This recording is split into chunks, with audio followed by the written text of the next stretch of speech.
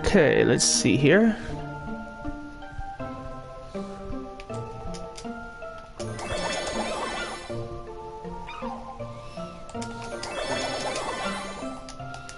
How much time I got?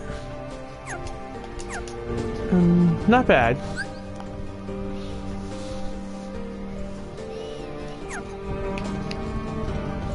Let's try not to get as mad as last time. I need to get this game done.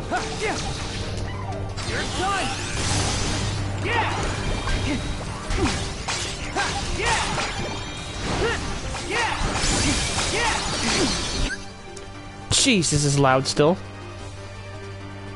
Gotta turn down my earphones a bit.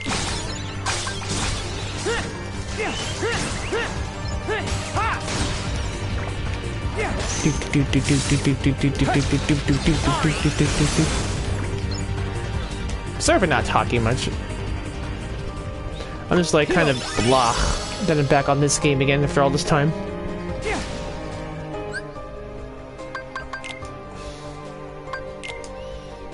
But I'm definitely gonna get this. Combat 94%. I hate that the last of the combat is just blocked behind bullshit.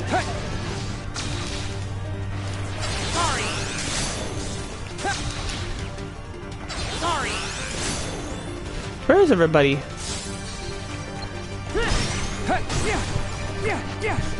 Oh, it's fine. I'm just kind of blah. Because my stomach is kind of full. So I'm a bit more exhausted.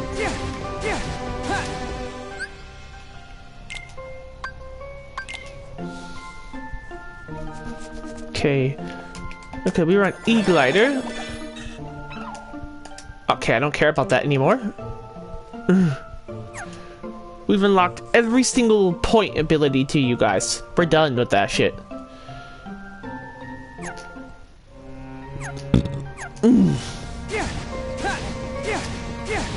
Now we're just trying to get their affinity up maximized at this point, which I'm going to do it through battle, rather.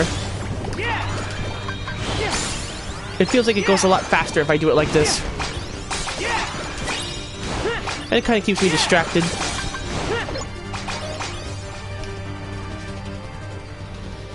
Dream Drop Distance is a game that broke my TV. And that's the sad part. I destroyed a big screen. A very big screen doing that. This is why I kind of been neglecting to go back on this for a while, actually. Yeah, I might have eaten a bit too much, but because I've been eating junk all day as well.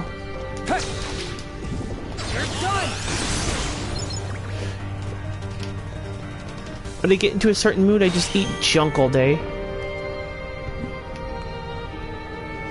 And not looking forward to coming back on this game, but I'll be glad when this is done.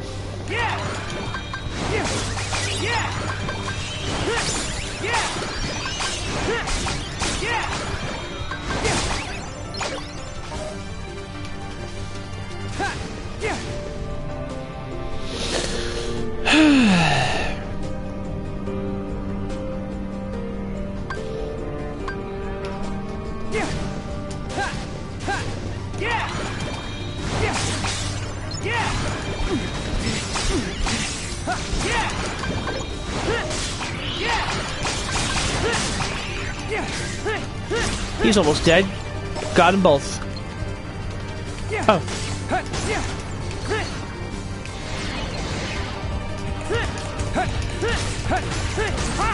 Got him. Hey, you got it. You okay, bud? Someone's kind of sleeping on the job right now. So if you want to bring up topics, you can. So it's not as boring. I've been trying to, like, you know, finish and actually 100% this game like I did Birth by Sleep when I was streaming back in the day. It's already been a few years since I did that too, almost. Which is kind of funny that it's been a few years since I did that game. I think it's been like 2, if I remember correctly. And that's when I was just, you know, just putting together each character and trying to complete the reports and synthesize every recipe available. It took like 3 different streams, one for each character. But then I was finally able to show the full Trinity archive at 100%. And saying, yes, I'm officially done with Kingdom Hearts Birth by Sleep.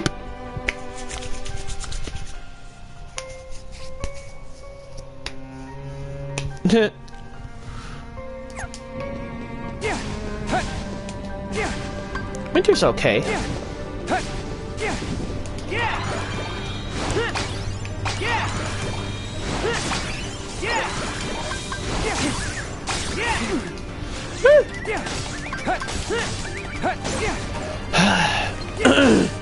Candy goggles, huh?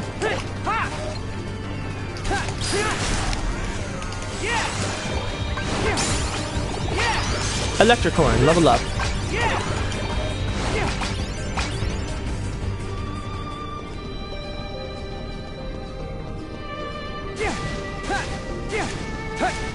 I'll be glad once this game is done.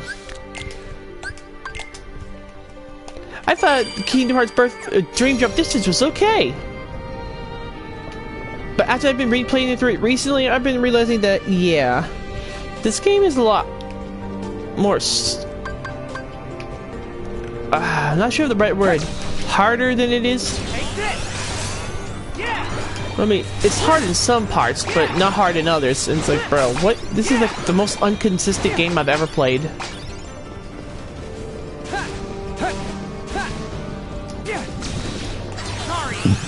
And I have no idea what Square Enix was thinking with this one, but you know, not every game can be winner. Especially when you come up with this for a game on a 3DS. A 3DS! You're not gonna have much personality there. I mean, I was surprised that Birth by Sleep was kind of an okay-ish game. And I would have considered it the hardest one in the series. And I would have considered it the hardest in the series if it wasn't for Kingdom Hearts 3, 5, 8 Days Over 2. If you want the worst of the worst, check the Nintendo DS. While this game is not the worst, it's but kind of up there now. Oh yeah, I get hit with that and I get stunned there. Oh, not again with the stun. Oh no, I didn't get stunned. Perfect.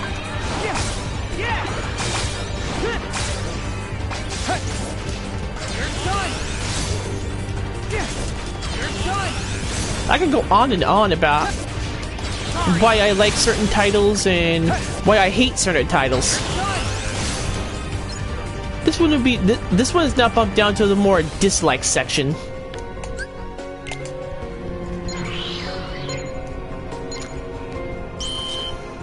All because of how stupid this game can be and cheap if you've never noticed. Like seriously, I cannot get a word in edgewise here right now. I have no idea what's happening and why this is even happening. I would think Kingdom Hearts 2 was a bit more fairer in its system. Albeit, yeah, it had empty halls, corridors, and all the other crap people complain about, but that doesn't take it down for being the best game.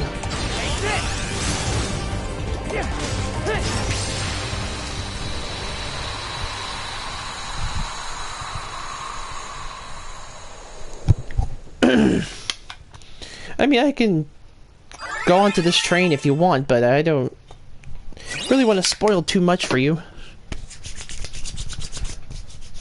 I'll mostly be talking about, like, how the game pairs up, and the story will be probably pretty brief.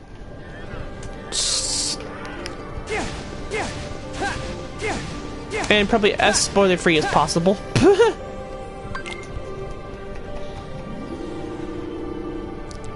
Yeah.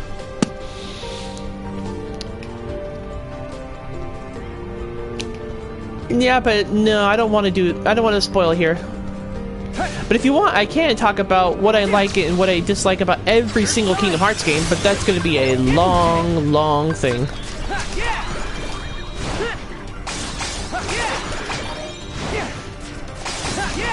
And I mean long. There's like literally 10 to, or actually 11 titles now.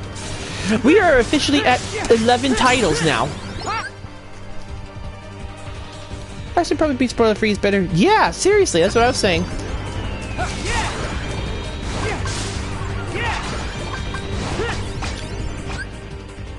Alright. I'll run through what I like and dislike about each Kingdom Hearts title. All 10 or 11 of them. I keep forgetting, there's 11 now. Memory of Melody is a thing, but I haven't played it yet.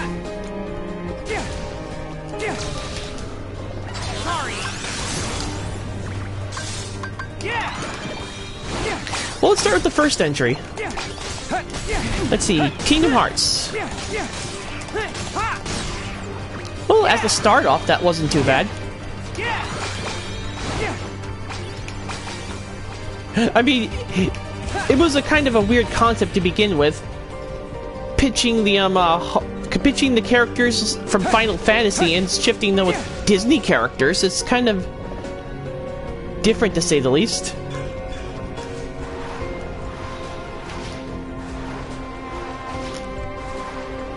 Let me think. It's like, you ever hear about how that game got conceived? It's like, bro. Apparently at the time, Disney and Square Enix were sharing the same building in Japan. And a chance encounter in an elevator left him to pitch his idea of Kingdom Hearts to Disney. Just because he ran into a Disney executive, one of the Disney executives inside a freaking elevator. Now that was crazy. This whole series was conceived and pitched inside an elevator.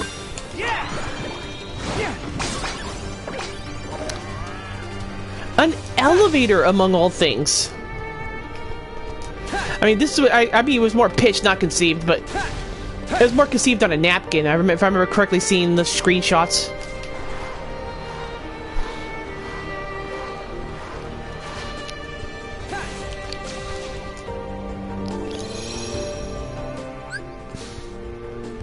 But yeah, this whole series was pitched inside an elevator run, and you're like, bruh, what was the creator actually thinking when he actually pitched this?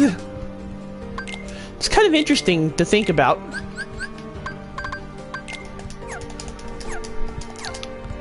Okay. Yeah. It's like very interesting to think about if you think about it. I mean, yeah, I when I rant, I repeat the same shit over and over, so... And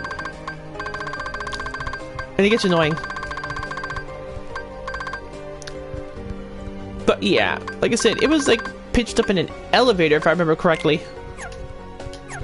It was just one chance encounter that they happened to be sharing the same... Yeah, sorry. It just was just a weird chance encounter that they happened to be sharing the same building. But that led to the original Kingdom Hearts in the first game. I gotta admit, they were more on the... They went more with the explorative side in that game. Yeah. But like I said, they went for the more explorative side in that game. The environments were big.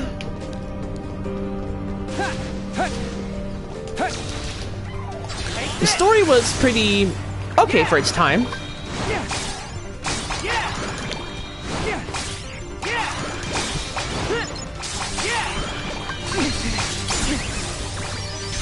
But knowing what I know now, there was almost...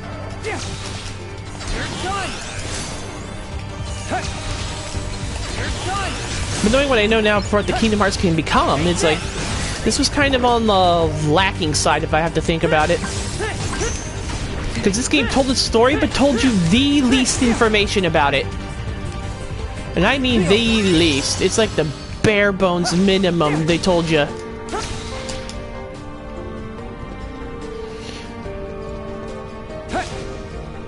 I mean, you can understand it as far as how it went, but... And like I said, it's a good opener for the entire series, but... Boy, did they tell you the least they could actually tell you in a game. Because of how the series grew... Yeah, there was going to be more, like, twists and turns around the corner that you were never expecting.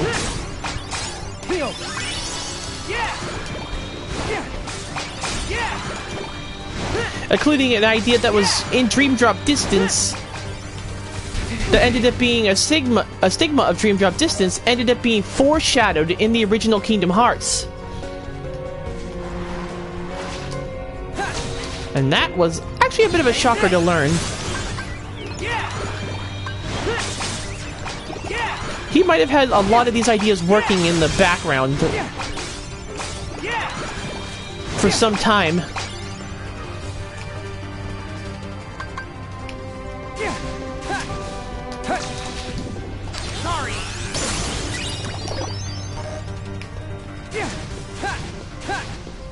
But let's try gameplay too, because the story, like I said, was like the bare bones minimum you could ever get in that game. The gameplay was okay, at least. I mean, compared to other games like Kingdom Hearts 2, which has a combat that's faster and more action-based, Kingdom Hearts 1 kind of comes off as slow and clunky.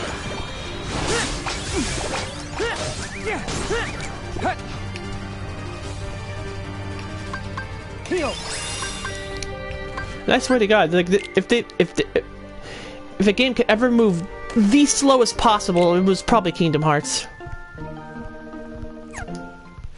Because for some reason, I don't know why they did that. Everything just moved so clunky, like Sora was wielding the absolute heaviest Keyblade in the world. And its combos, while looking okay for their time, felt slow. And out of place compared to how some of the other games are nowadays.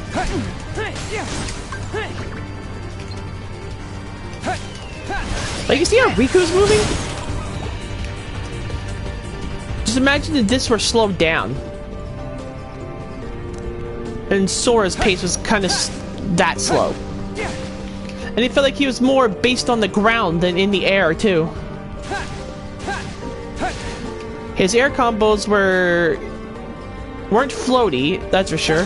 Which is what a lot of Kingdom Hearts games suffer these days.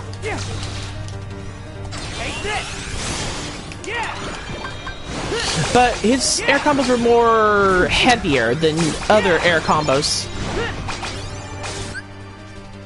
Yeah, no, it was though. And they have a lot of problems with the Final Mix version too that came out. A game that came out almost not even a year later. They just went several months later because the original game came out in March and the Final Mix came out in September. Or December, because September was our release. The Final Mix was... Some of the ideas for the Heartless were kind of dumb, at least.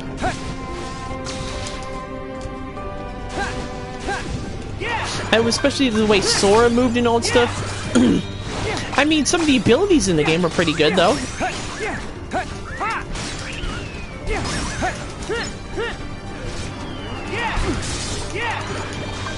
Like Goofy having the ability to give you MP.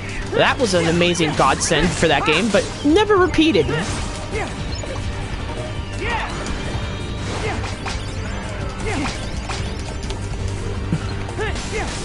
Mostly because it was more in the...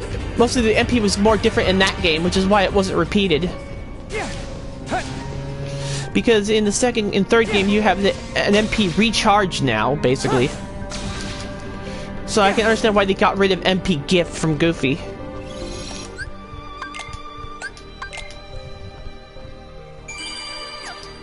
But I don't understand what the MP charge. Does the MP charge recharge focus in 3? Because the drive gauge is gone in that game. Well, I'll be back on 3 soon, so I'll know in a bit.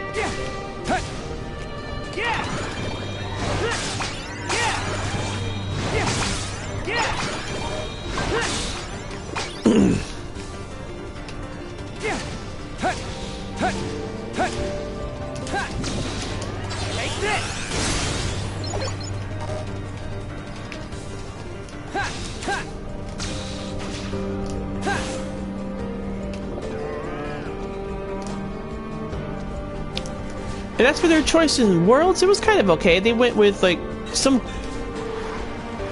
okay worlds.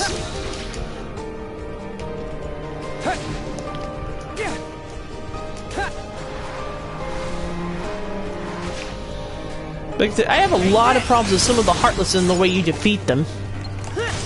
Especially the Final Mix exclusives. They were kind of the most ridiculous ones you ever had to face. They created so many different ways just for you to face off against a freaking Heartless that it kind of got annoying after a while. The absolute worst of the worst is like that monkey one that has a spotlight. I swear to God, it is so annoying. You just have to cast Stop on him before he spots you. And if he does spot you, make sure he doesn't teleport away. Because if he does, he will just alert a bunch of them at once, which will then proceed to try and kill you. I forgot what was it called. Power Wild, Bouncy Wild, Sniper Wild, I think it was. But that was just the most annoying Heartless. The pink mushroom one's the next one I hate the most, because it has you try to hit it 100 times.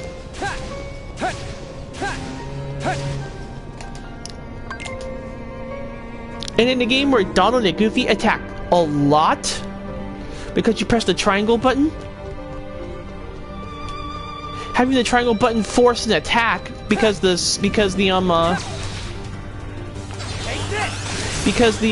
command switched from being the X button to the triangle button to simulate the reaction commands from Kingdom Hearts 2. That was the absolute worst decision they could have ever done. They could at least took the triangle forces Donald and Goofy to attack off for the current time. If they were going to go with the reaction command style, similar to what Kingdom Hearts 2 did.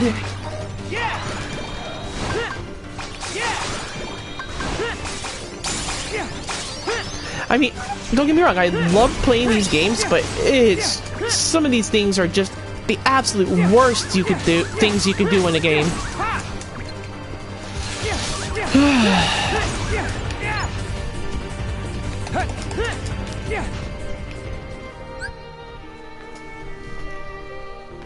And don't give me the one where you have to chase around a super fast Heartless in Neverland while flying.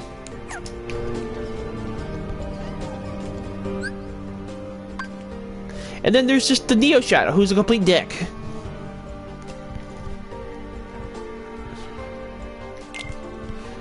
No, I gotta get rid of okay, yeah, Max. Let's go to the Bond first.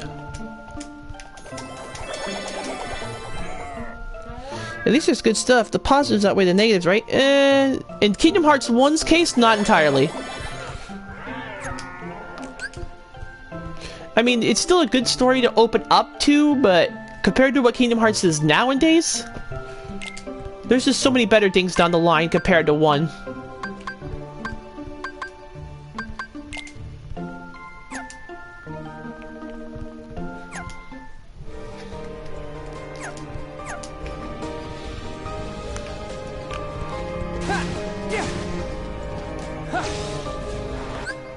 I'll check later.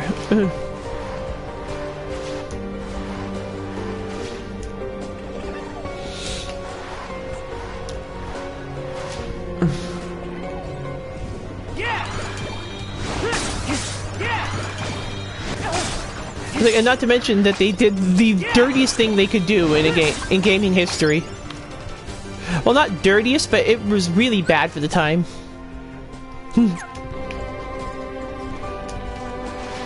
The Kingdom Hearts 1 did the whole thing was where they released something in Japan, and it was like the most beta of beta versions you could ever play in a game. It was like bare bones minimum content.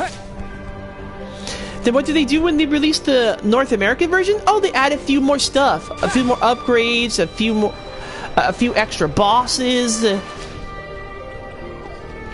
Japanese couldn't even get.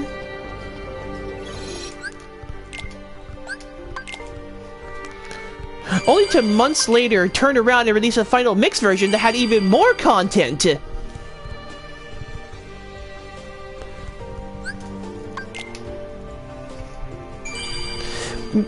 But and then the funniest thing they did for the final mix version at the time, when these are releases. These are all separate discs that you need to buy. Yeah, that's what they kind of did. It wasn't like it had the full story intact, but from beginning to end and some extras. But like I said, it was the bare bones minimum you can get, and the story, and after you beat the story, there were only very few things you could do, very limited. Like I said, they added a bit more tweaks in the English version, along with a few extra bosses to do with in the post game.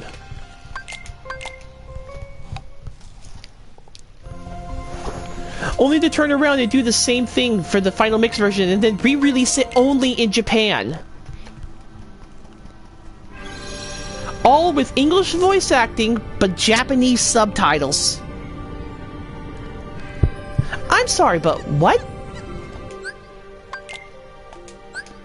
I mean, for a first game, that was kind of the worst way they could have handled it.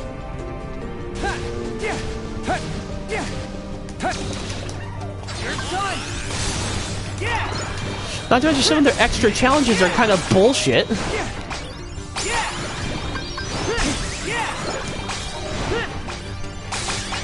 And like some problems they had went unsolved for about like 2 of the titles of the games. Like there was a world, like there was there was a world in the game called Halloween Town. You know, it was based off of The Nightmare Before Christmas, right? And when you went to go take on Oogie Boogie in his lair, there was a red trinity when you were going up to where the twins where you usually go up to where the Lock, Shock, and Barrel usually hang out. But on your way up, there was a red trinity there with a chest behind there. Now get this for a minute. If you didn't have Donald and Goofy in your party, and you thought you could come back to it later, oh no, you could not come back to that later, actually. Because what happens is when you battle Oogie Boogie, Oogie manages to merge with his entire house, literally destroying everything when he dies. So if you didn't have that red trinity unlocked, you were fucked. And you would have to restart the entire game again. You would never be able to complete that game 100% because you'll be always missing that red trinity.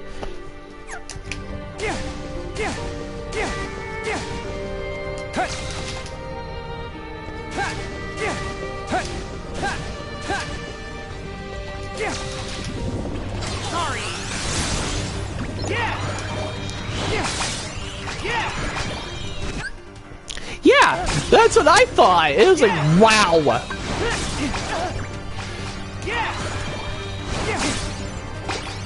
And that was a little bit of a story spoiler, but I had to explain that in order to emphasize how much of a dick move that actually was. And they don't fix this for the English version when the Japanese version did it first, too. So they just left that there for a second version of the game. Not trying to fix it at all. And then, And get this, it wasn't fixed until the final mix version, where if you couldn't unlock the Red Trinity, it was put down to a crater, one of the craters down there, and after Manor is destroyed, basically. And it was only in the final mix version, which was never released outside of Japan. Now that was a dick move, if I ever seen one.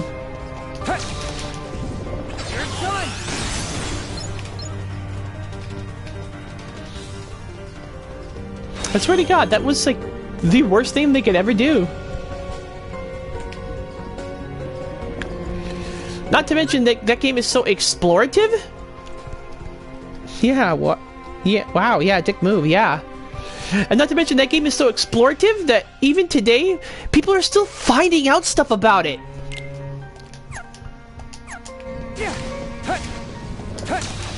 Like, even now that my brother and me are finding brand new chests we've never even opened in previous iterations of the game, because how are we supposed to know they were there?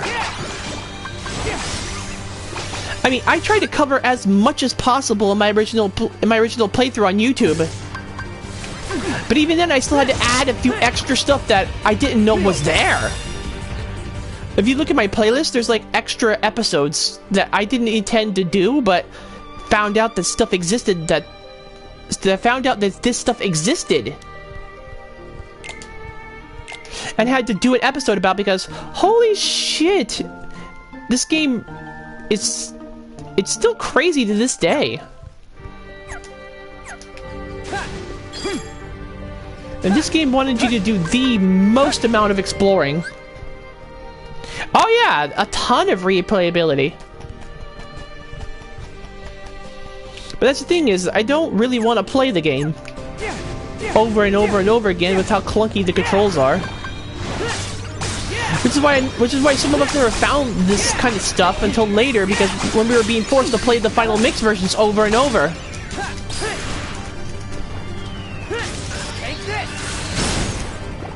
It was only because of the final mix versions that some people are now finding some newer stuff. Because it's really not worth playing it over and over and over again.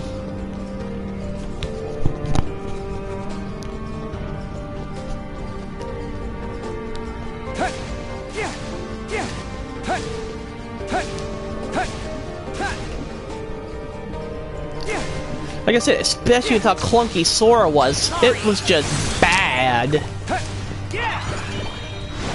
I mean, like I said, it was an okay way to start out with Kingdom Hearts, but I'm glad they didn't stick with that.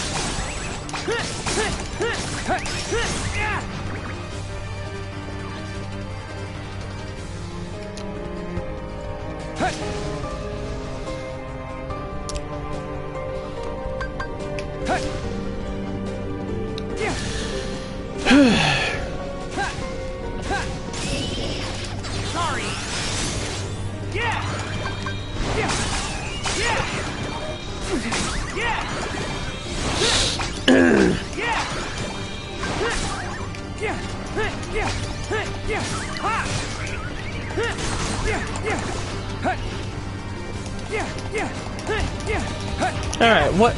Should I just move on to the next title then? Like I said, the game is... While the game has, like I said, while the game has replayability, there's not a lot of people willing to replay that again and again. Unless someone was in love with the game, but I really wouldn't understand who would be in love with that type of game.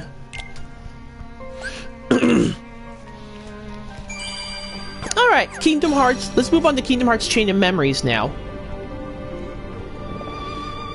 Yeah, the first game was so much fun that this warranted a sequel on the Game Boy Advance. No, you heard me right. Kingdom Hearts got a sequel. That wasn't Kingdom Hearts 2. That was on the Game Boy Advance.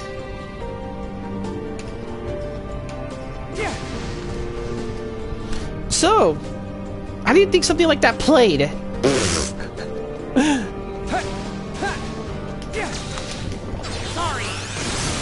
It's like, You would think a PSP and a 3DS was bad, but no. They released the game on the Game Boy Advance.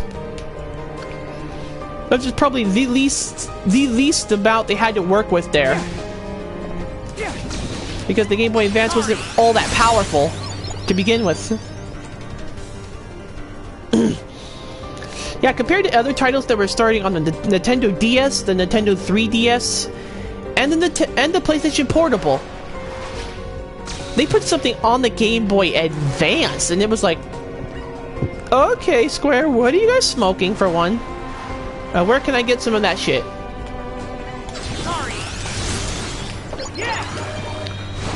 But this was a weird concept for a game. The game is called Kingdom Hearts Chain of Memories. Alright, sorry, Kingdom Hearts Chain of Memories. Yeah, I know it is the random platform to make it on. The game is called Kingdom Hearts Chain of Memories. And the whole game was based around cards. Let me reiterate, that whole game was based around cards. C-A-R-D-S. Now, how in the world did this ever come out to be? The combat was based on cards. The exploration was based on cards. Everything you did involved cards. Need to get to another room? You have to unlock it using cards. Need to battle an enemy? You use cards. Need to battle a boss? You use cards. Everything in that whole entire world spanned on cards. And that was just... Let me tell you, for a game that was supposed to come out after Kingdom Hearts 1, that was the weirdest concept they could have ever done.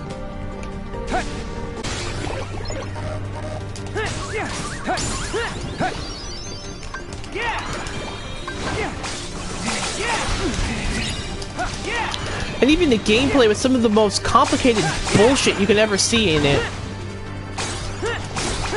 Because each card had their own, like, strength system and all that stuff. And you had to figure out... the type... And you had to figure out the type of... What the attack... The attack is always the Keyblade card, but... You had to figure out which Keyblade had its strengths and weaknesses, which basically... While one was better in an opening combo, it would not be great in the combo finisher. It was that type of game where you had to literally... When you literally had to, like, literally strategize your deck, you had to make sure each key was in the place where it would strike the most amount of damage. No, it is random. Each card is also assigned a value. 0 to about 9. Ones are the absolute worst piece of crap you could ever use. And 9s are the absolute god tier cards.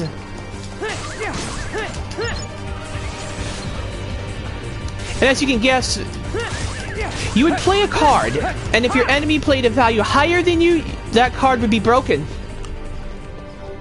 And you can abuse the system, which is called a card break.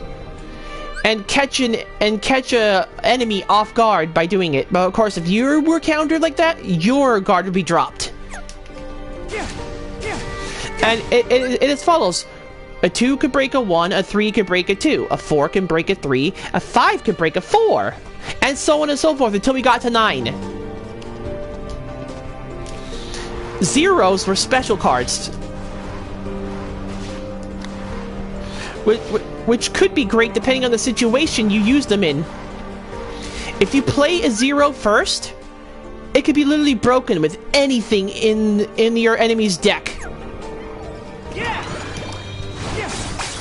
However, if your enemy played any sort of cards or any type of combo, and you played 0, that combo or card would automatically be broken.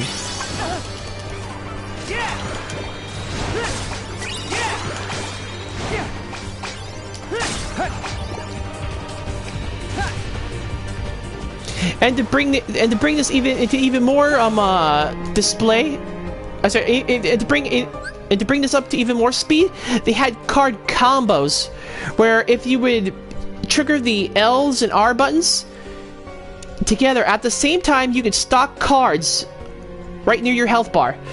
You can stock up to a total of 3, chaining together, and the combination of each value card would be all the numbers, and the value of that combo would be all of the numbers that are on there together. So it's basically, if you put a 8, a 7, and a 9, that'd be 9, 8, 7. Which you add all up together, you get that as your play combo, basically. And it can only be broken higher if you played a 988 or a 999 on a card combo, or just a plain 0. Now this system is kind of complicated to explain, because it's so freaking weird.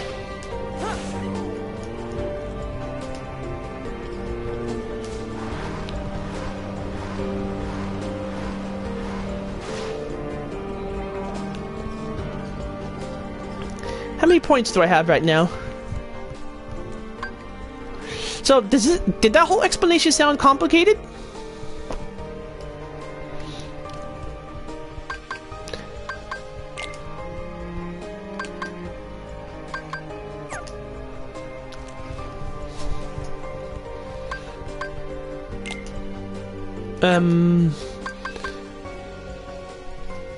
Yeah, no, that's how in-depth they went with this dumb system.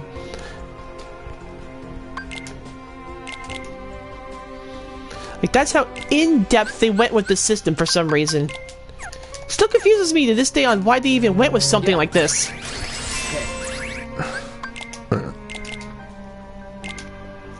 So, it got to a point where not only you had to strategize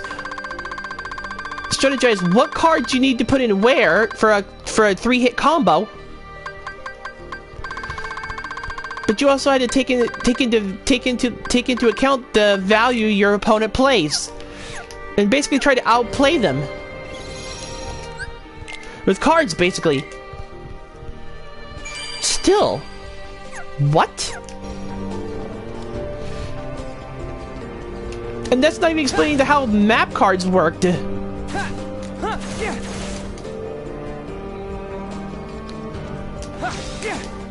So in order to unlock a door, get this, you used cards that you would get after defeating enemies in battles. They're called map cards, and each of them has a different effect depending on what card you get.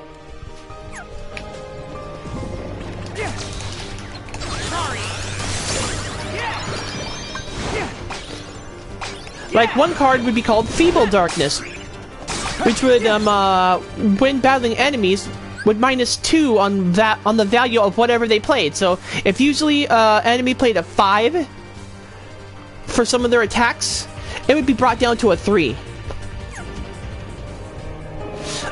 Conversely, Almighty Darkness had the reverse effect, where if an enemy usually played a 5, they would play a 7.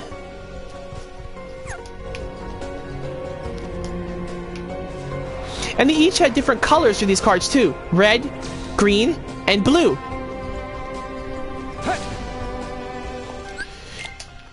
So you would not only have to...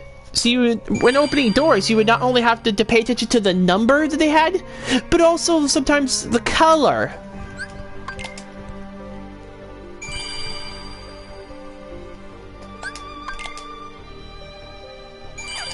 I'm not joking, they did this.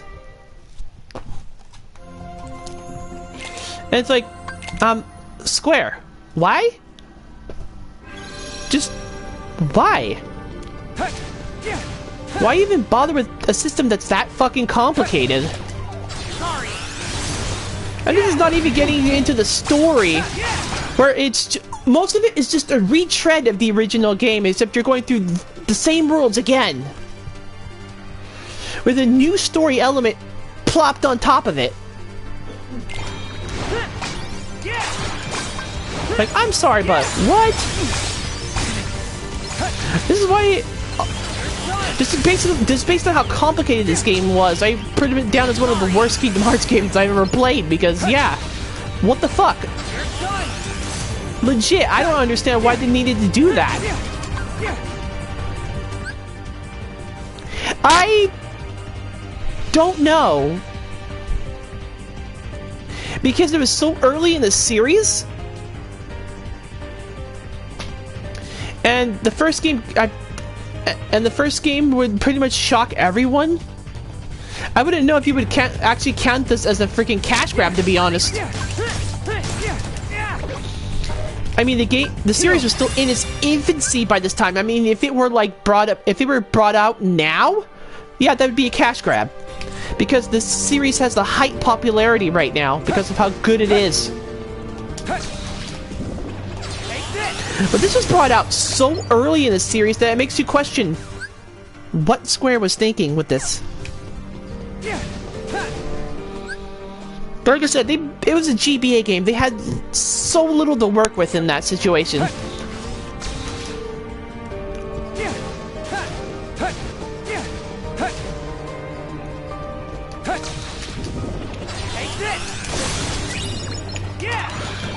I mean, this game had so little for it that when they came out with later when they came out with Kingdom Hearts 2 Final Mix, they repackaged the Kingdom Hearts Chain of Memories, brought it up into the 3D world, from the 2 sprites to 3D models, onto the PS2, and redubbed it Kingdom Hearts Chain of Memories.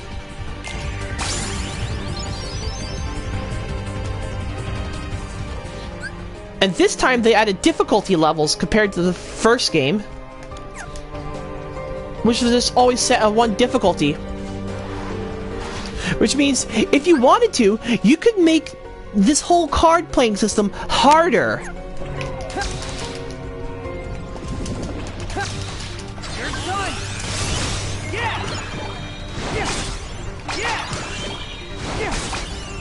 Yeah, I know. I'm probably thinking the same thing you are right now. This was just a total why moment. Sorry.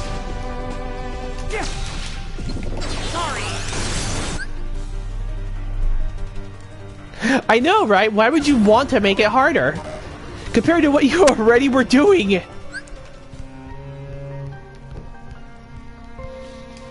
Yeah, basically they had 3 modes: beginner, standard, and proud. And based on what you selected, basically, the game would be all that much harder. Beginner mode enemies, I think, do half damage, and you do the maximum amount of damage you could possibly do, which I think is normal damage for you. In standard mode, you deal the same damage, they deal the same damage. In proud, they deal 2 times the damage to you. You deal the same. You deal the normal amount, while they deal double onto you.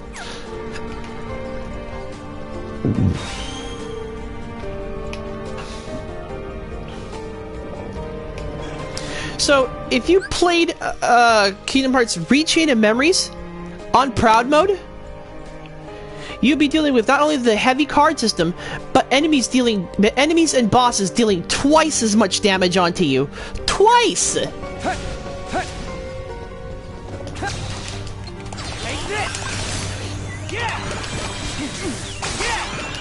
Yeah, sure, I just want my card game to be harder. Yeah, totally.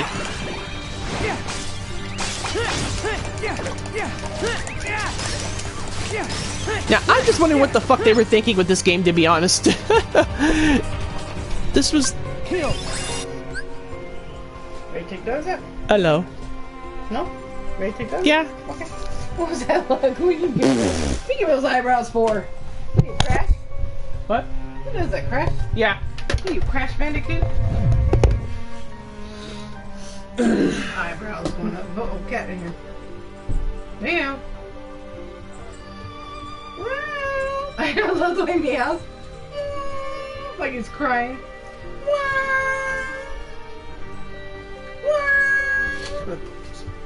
Oh, there he is.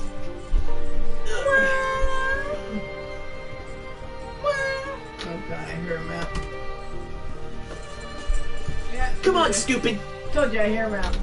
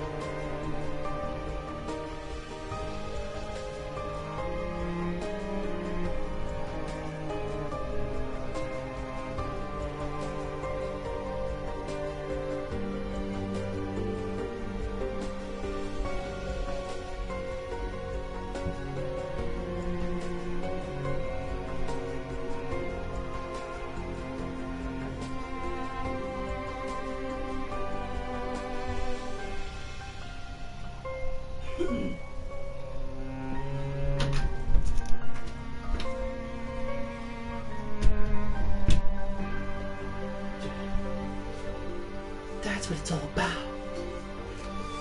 That's what it's always been about. Gifts. Gifts.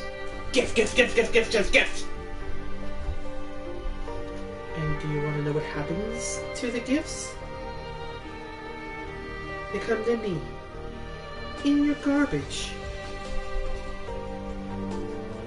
Do you see what I'm saying? In your garbage! I can hang myself with all the bad Christmas neckties I found at the dump!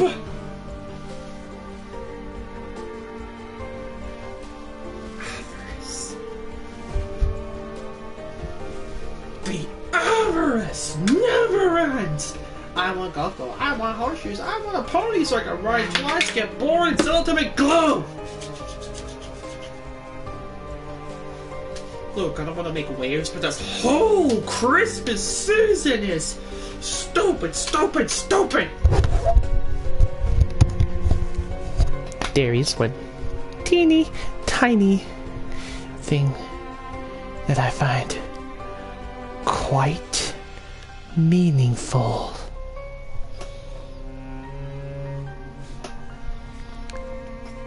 Mistletoe.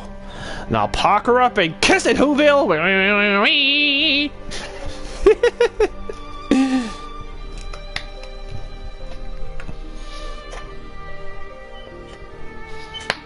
Alright, where were we on the whole chain of memories train right now?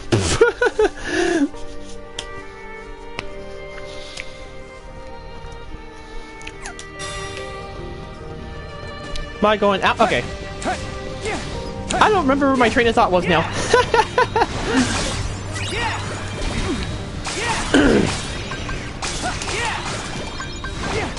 Let me kill these guys.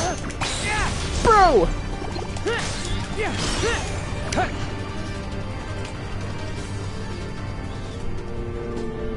Yeah, I don't remember either.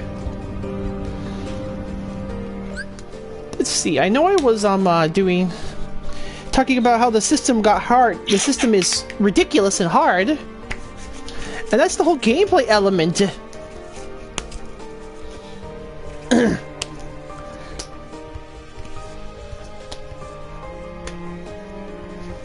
Like, the whole gameplay element is just basically hard. And get this. Not only was there one stack of cards that you would have for everything, which are labeled for red attack cards, green item cards, and blue magic cards, right? And slash summon cards. You'd also get enemy cards, which occasionally dropped.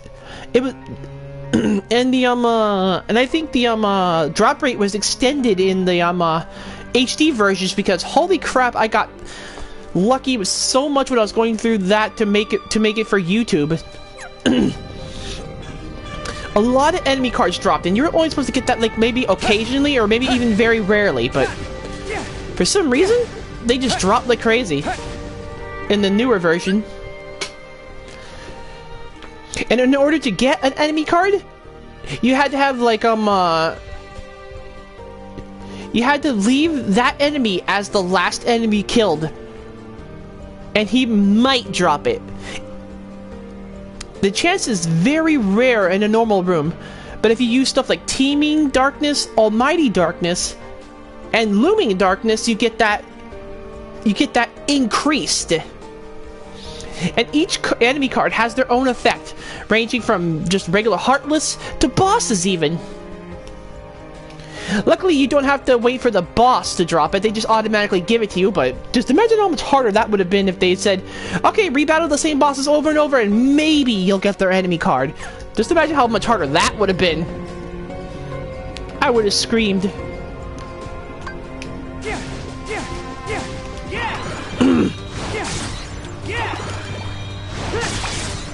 The enemy cards do not have any number values, and their effect goes on effect and will show you on screen.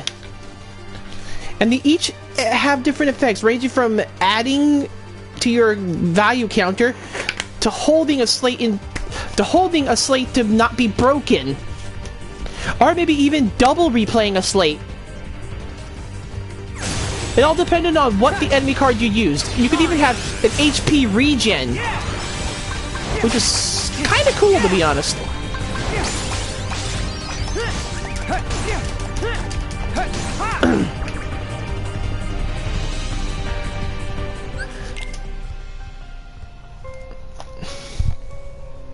I got candy. Nice. What type of candy? Okay, let's get him back up.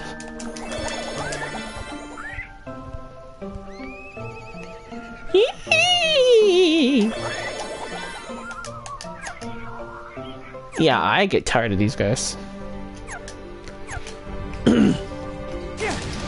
Now just add all that. Add all that onto the already complexity this game already is. Lol, nerds.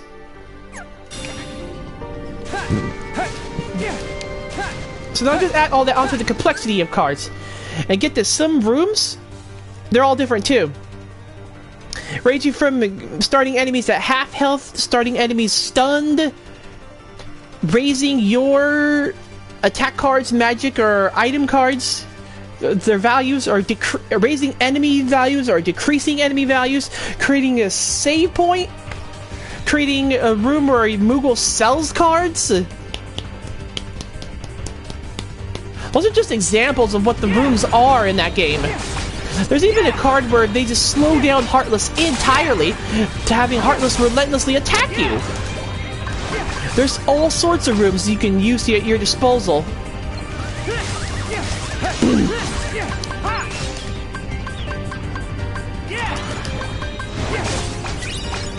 Like I said, you would have to think about each room and think about what cards you needed to keep. This is how complicated this game was.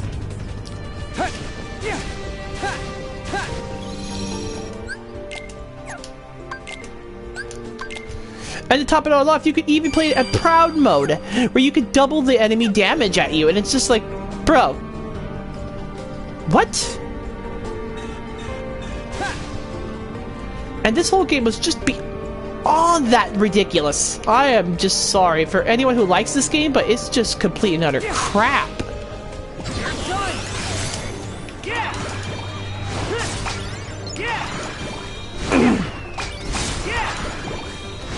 I mean, you can.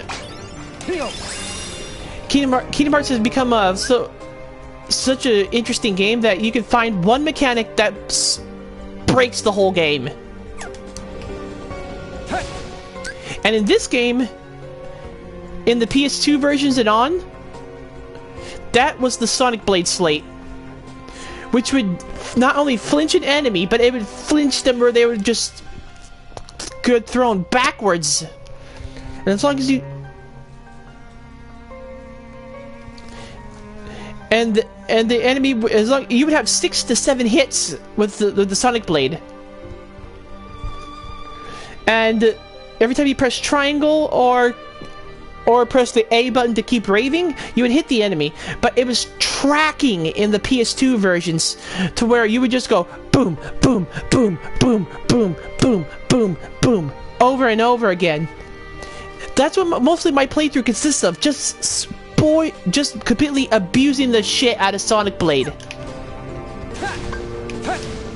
Because it not only stopped the enemy from playing cards, it flinched them entirely to where they couldn't even do shit.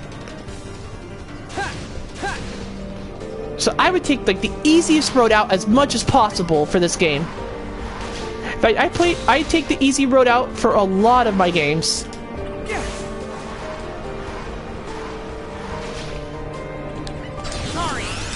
Unless I made it a personal vendetta to actually try it a different way.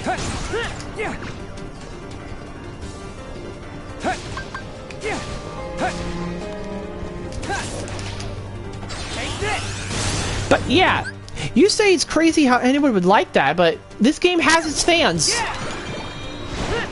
There's actually people that like the complexity of the card system.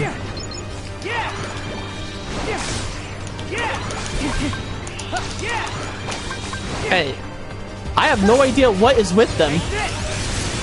Why would you willingly like a game like this?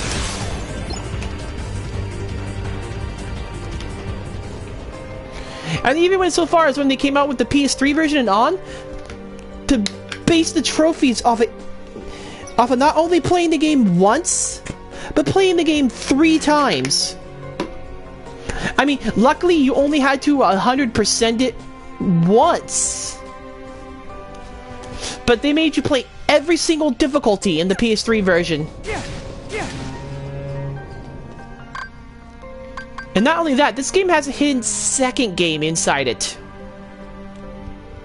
To where if you beat the entire game as Sora, you can play as a different character and go through the whole game again.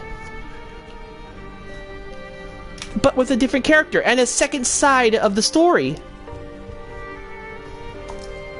So, not only that, you would have to play all difficulties. That's all 3 difficulties for 2 games, which means you would have to start 6 individual files in order to platinum the game 100%.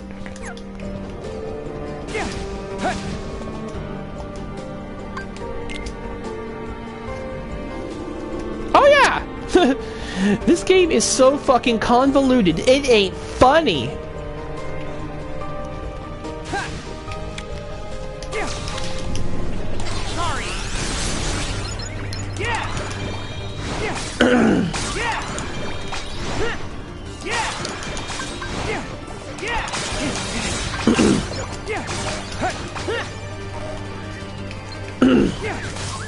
But it is just crazy how much they make you work for this game. And it's a game that I don't even like. But yet, I still did each 6 playthroughs. Just to unlock it, just to finish it up 100%. I thank God that they actually made the trophies stackable in the PS4 version. To where if you play it on the highest difficulty, you can unlock it. Unlock the bottom trophies before them, which means you can get beginner, standard, and proud all off of proud mode. All you have to do is play the game twice. At that point, all you need to do is 100% it and get both characters to level 99.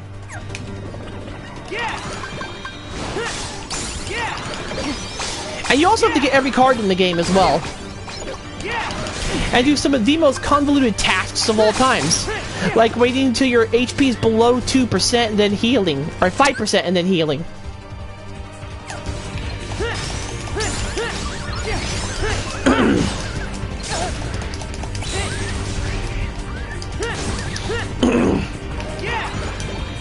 I mean, it doesn't have as much game, it doesn't have as many trophies as Dream Drop Distance does, but holy shit! This gets ridiculous after a while. I mean, the PS3 was the more worse version. And to be honest, I thought 2 trophies would have stopped me from the original Kingdom Hearts Final Mix and the Kingdom Hearts Rechain of Memories on the PS3. I thought 2 trophies would have stopped me. But no, I actually managed to beat them. And unlock the platinum. I mean, I still can't believe I did that shit. It gets ridiculous after a while.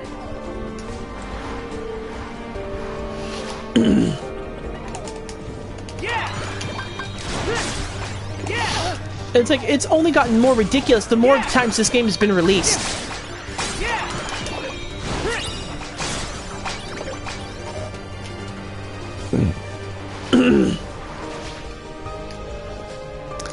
But yeah, like I said, I mean, this game barely added anything into the story.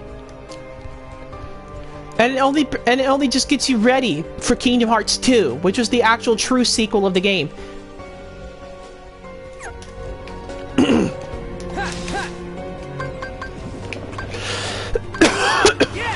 So basically, we're just basically like playing a game that was preparing you to play the sequel.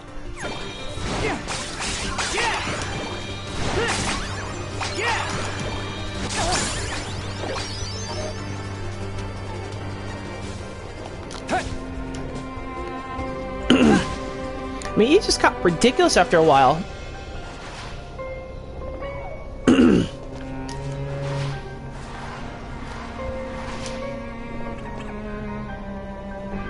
Yeah, I guess. It was more setting up story elements for the next game.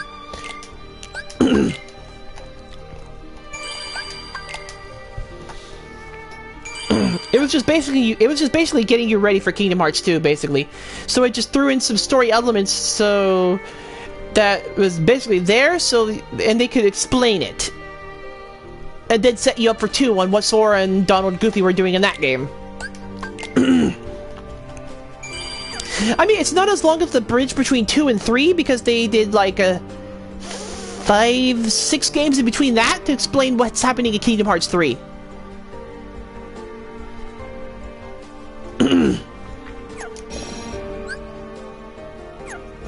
I'll do one more time around, then I'll switch to Sora. But holy shit. I mean, I would prefer playing through the Kingdom Hearts 2 bridge, Kingdom Hearts 2 to 3 bridge, rather than playing through the 1 to 2 bridge, because that game just stunk on so many levels. And yeah, I have no intention of playing the game again, unless they re-released it for the PS5 and dangled the incentive of trophies again.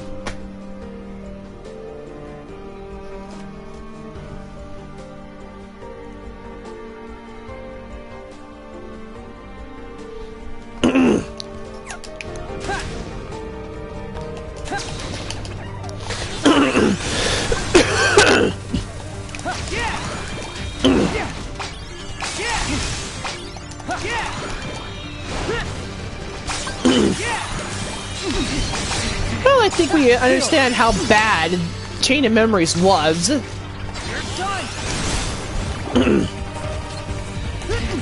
I mean, it got to the point in the second game.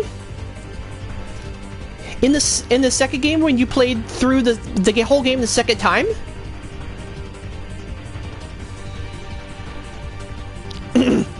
Yeah, there is a lot of games. But when you go through the second portion of the game, you can't even set up your own deck. They just give you random cards to deal with. And you have to deal with it the best you can, basically. So basically, the element of where you can plan gets thrown out the window, and you have to look at your and you have to look at the cards in each world, and they're always something different. Which means you have to go into random guesswork when you're going through the second time with the second character.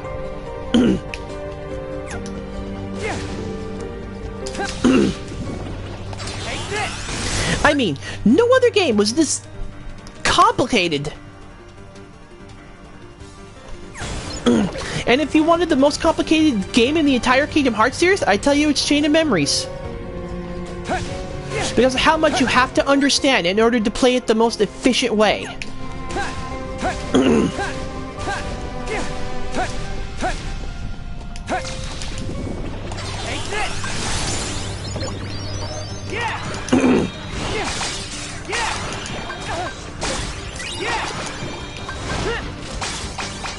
I mean, no other game did this whole complication things ever again. No other game did it.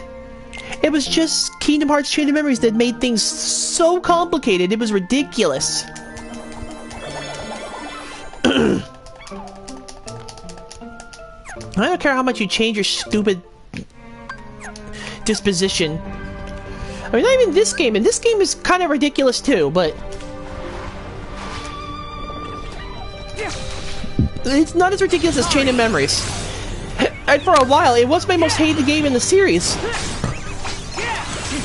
That is until a certain game got released on the DS.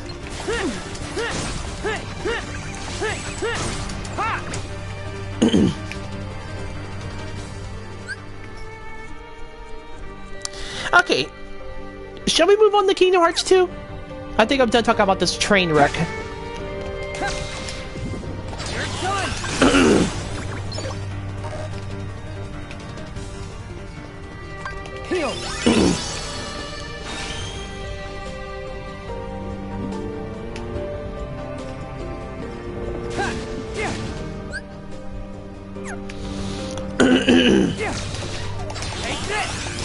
Alright, let's move on. Luckily, Square Enix never did that whole thing again, though. but it still leaves a bad aftertaste in your mouth. And you were to go into the next game with this, which is Kingdom Hearts 2. That's how it canonically worked. Kingdom Hearts Chain of Memories, Kingdom Hearts 2. You basically go in from one of the worst games to one of the best games in the series. And do you realize how bad the last game how badly the last game left a bad taste in your mouth? I was surprised Kingdom Hearts 2 worked out as much as it did. Now, if you truly want to now, if you truly want a sequel that expands upon everything but makes it better, then there's no game that is the absolute best but Kingdom Hearts 2 at doing that. It was such a fast-paced game, and it was so much better than the original Kingdom Hearts that I don't know how many times I played through it. I kept restarting over and over again for a couple years. Just because I couldn't stop playing Kingdom Hearts 2.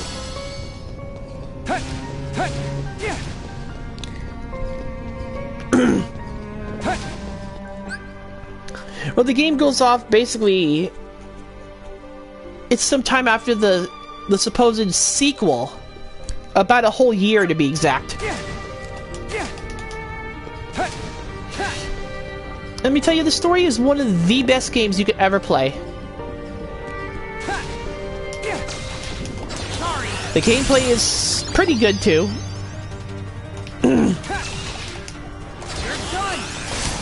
I mean, it's the absolute best game of all time. Just as long as it's on the PS2.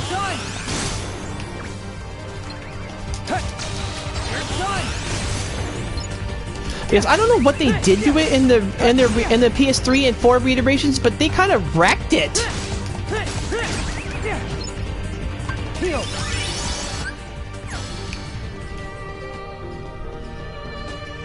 But the game's story is twice as long as the original, and it keeps you engaged the entire way.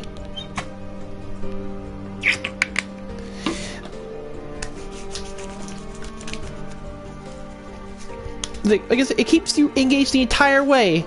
And Kingdom Hearts 2 was the first game to introduce, you know, and stabilize their difficulty settings. Well, yeah, because they kind of wrecked some of the mechanics, but, you know, what can you do?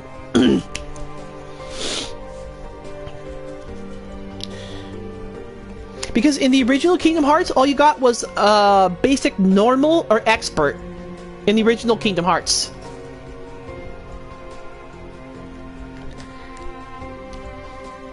But in but when Kingdom Hearts 2 came out, they solidified the names to each of these difficulties: beginner, standard, proud. Beginner. The enemies don't deal as much damage to you, but you deal normal damage. Standard. The enemies do the same amount of damage, and you deal the same amount of damage back. Proud. You deal normal amount of damage to the enemy, and they deal twice as much damage to you. And they solidified the difficulty names too, basically. So from here on, they would always be called beginner, standard, and proud, as always. Unlike a Kingdom Hearts 1. Where they referred to it as beginner, where they referred to it as normal and expert, basically. So I gotta admit, that was a kind of a refresher a bit.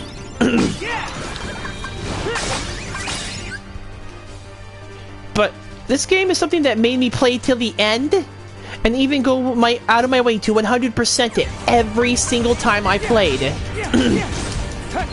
And some of it were some of the weirdest things you could ever do.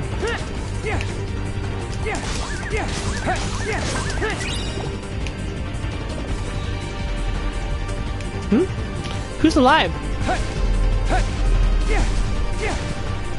Where?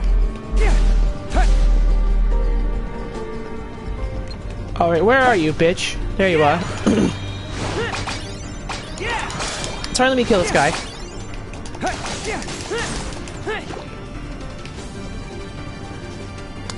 Yeah, besides the slow prologue, I can give you the... Like I said, the game was good with its mechanics, its gameplay.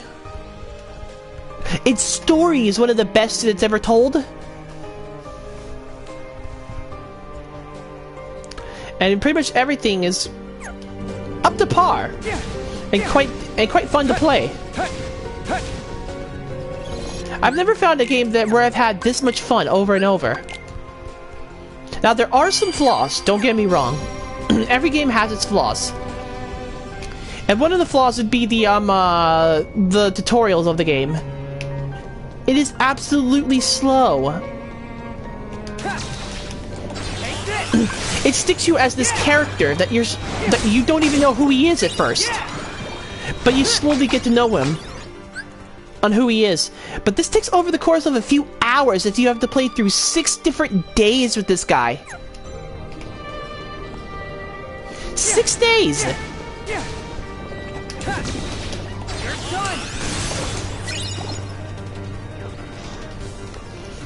And it's really, really slow. And drags you through some of the most situations that make you question why. And what's going on.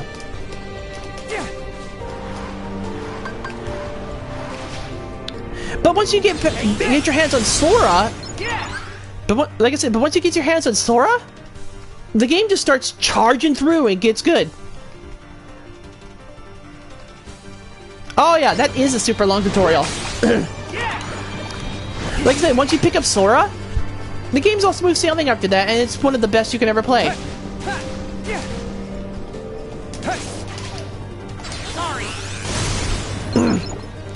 I mean, it was so worth it to even try the hardest difficulty and beat it.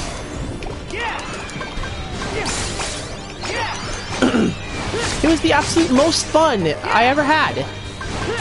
And I played through every difficulty. 100%ed it, and even kept playing the game over and over. 100%ing it over and over. I have no idea why it was just that fun, that enticing.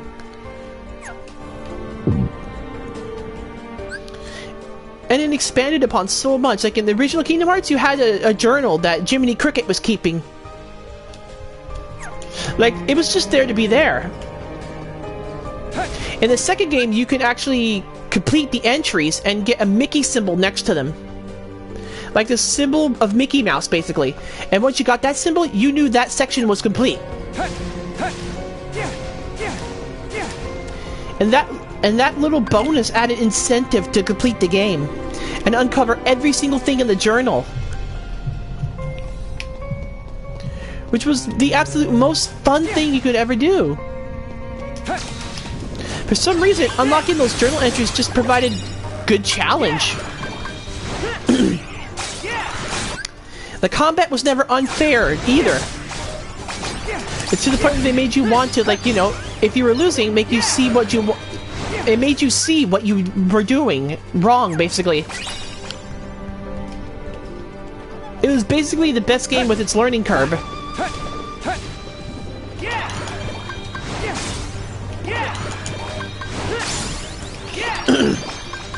If you were losing horribly, you were doing something wrong. You were doing it, not the game.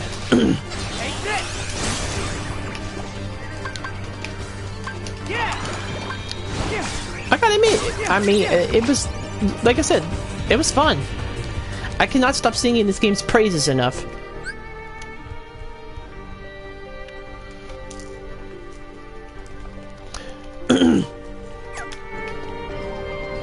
But some of the game's actual flaws come from the, like I said, the boring-ass prologue tutorial, to even getting some new Heartless in the final mix version, but oh my god, why did they even try in this game? Because when you fought like this mysterious thing called the Mushroom 13, oh my god, their gimmicks were so dumb. And it's the reason why I consider that the final mix ruined what Kingdom Hearts 2 actually had going for it already. I mean, you had fun little data boss fights as well. as I'm versing a new boss, which is pretty much praised as the most hardest boss fight in the entire series.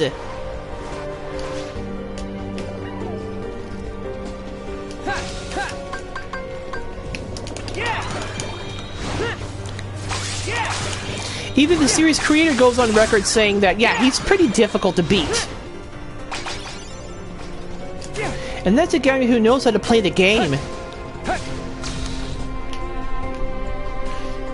I mean, if a developer and the creator of the series says that this boss is hard, you better know. And he's Japanese, so you bet your ass he's fucking difficult.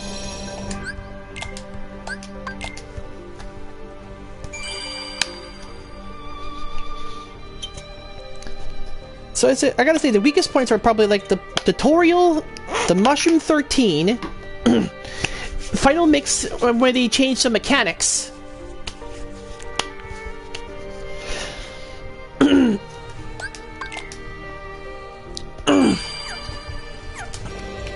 And completing Jiminy's Journal is more arduous in the Final Mix version. Because where it was fun in the original vanilla Kingdom Hearts 2, Kingdom Hearts 2 Final Mix made it a chore, and I don't understand why they needed to make that a thing. I really don't understand.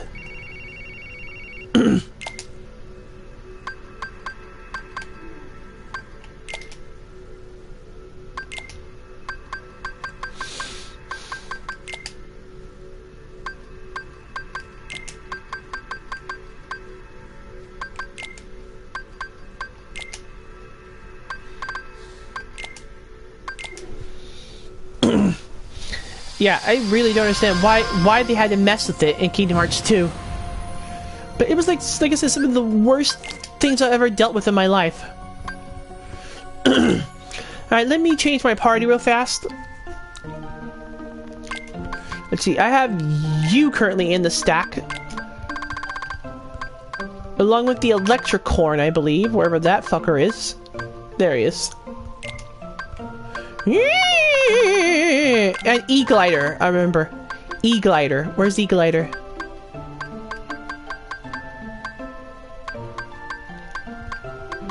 Yeah, there he is. I had these three.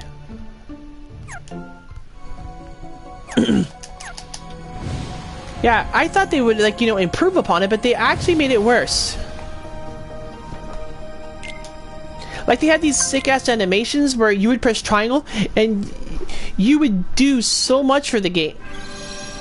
And you would do these cinematic animations that were so beautiful. It was crazy! But apparently not many people liked it, because they always referred to Kingdom Hearts 2 as press triangle to win. And it's like, no, that's not the way it works. You obviously don't understand the fundamental core of the game, basically. I mean, it's still like for me, it's still the best game in the entire series, and it has not been eclipsed yet by any other title in the series. Not even Kingdom Hearts 3.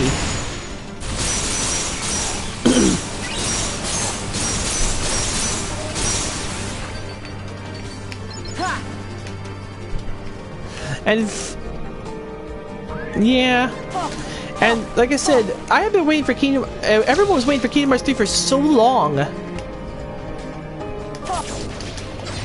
And I hate the general populace too, because every time a game releases in the series, the fan base praises it as one of the best. And it's like, and their quote-unquote new favorite game, and it's just like, what? I do not understand you people one bit. Why would you ever say that this supposed game was good? Especially when I absolutely hated it, and I don't understand why people would call it their the best game in the series when it is not.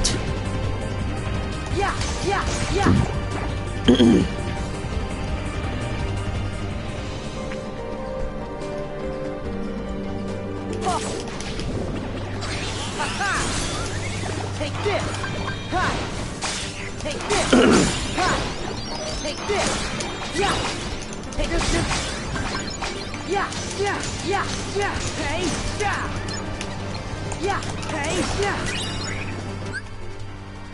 Yeah, I don't understand either. It's like they ignored the flaws of the game just to call it one of their best and the most favorite, and it's like, guys, you realize that it still sucks though, right? It's like, it's the Kingdom Hearts community praised Kingdom Hearts 3 as the best title in the series, and it's like, no, Kingdom Hearts 2 is the best title. Just like people in the Crash community are praising Crash 4 as one of the best titles. No, that's Crash to Insanity. I wish you guys would just shut up. I mean, I'm starting to hate the community as a whole. Because they praise anything that comes out. And when you try to question it, it's just, be happy we got something. Like, no! I'm going to praise... I'm going to pretty much examine the hell out of it and determine if it's a good game or not. And if it's bad, I will tell the developer, straight up, do better. Take this. Yeah. Take this. Which is why I say, for Crash Nitro Kart, Beanox, do better.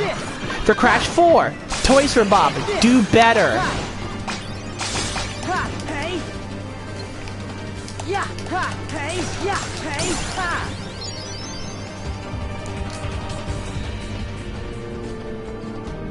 Yeah. So basically, they accept mediocrity and get upset when people expect more. Yeah.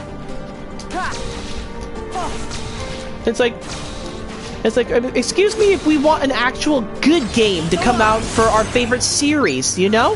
Yeah. Take this. Yeah. Take this. Like, I'm sorry, but I don't want to play crap.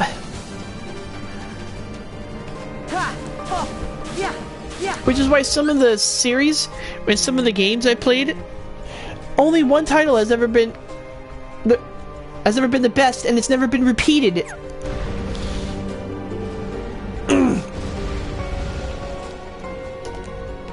Then you get these absolute stans who worship the ground the game was made on. And you're like, bro, it's not as great as you think it is. I can find a few flaws here and there. And then you insult their best game, they go after you like crazy. I'm like, and I'm all for, like, you know, defending the game if the people are being unfair, but no. These are legit criticisms, and yet people are still acting like assholes. Take this. Yeah. Take this. Take this. Yeah.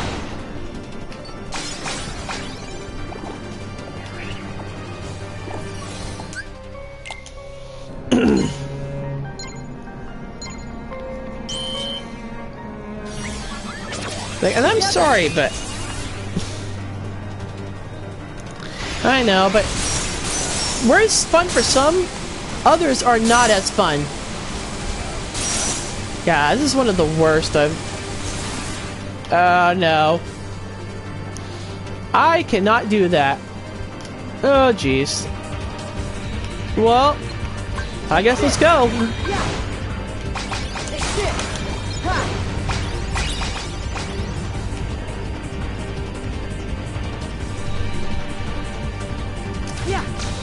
Oh, it's back down the stairs. Yeah, heal now, dude.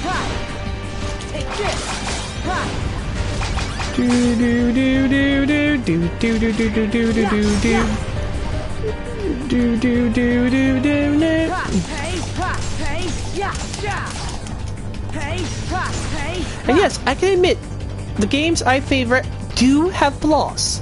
I'll give you that. Not every game is perfect.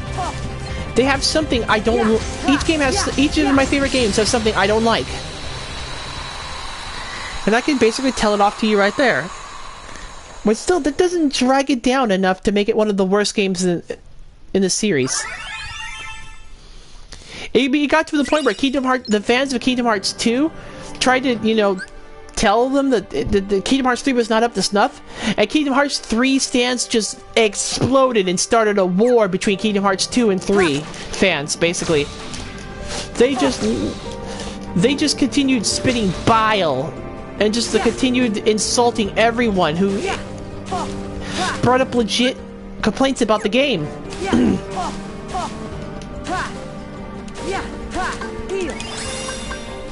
I mean, those type of fans got as bad as like a leftist would do to protect Joe Biden. And I'm sorry, but why would anyone go that far?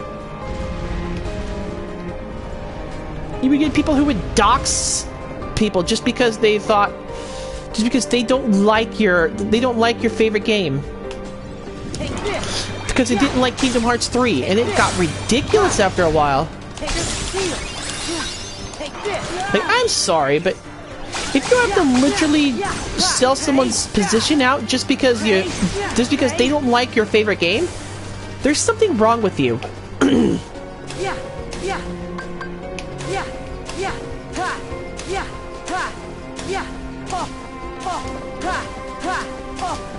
this.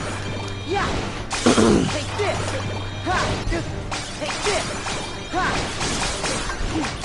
Take this. Yeah, I know.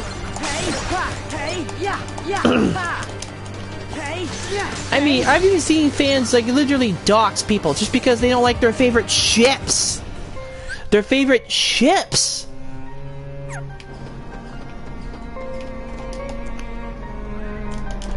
We know we've hit ridiculous territory when we're selling out someone's position so they can get hurt.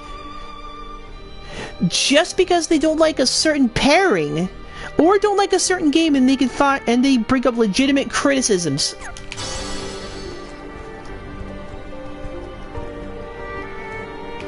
I mean, I don't understand the thinking behind that. Why would you willingly want someone hurt just because they have a different opinion than you?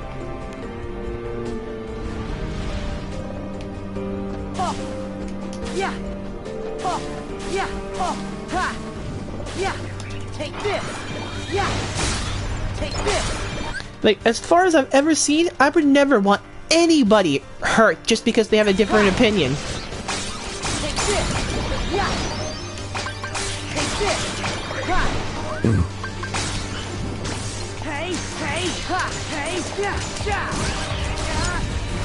It's like when the leftists go as far just to pretty much out me as racist, homophobic, transphobic, and everything else in between. Yeah, it's just some people are just completely disgusting and are the worst human beings possible.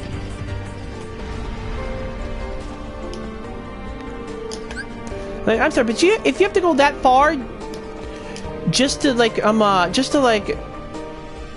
win an argument or do anything of that sort, and I'm sorry, but you are a crap human being. And I think you should get some help. Yeah. Let's go.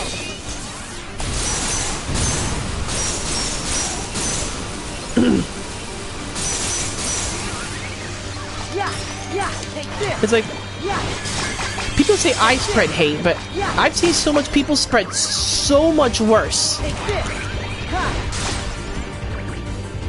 Like, I at least try to be fair. And try to treat everybody as best as I can. And, you know, not throw them out and not basically just you know, like, treat them like shit. Only when they treat me like shit do I treat them badly. Yeah. Heal.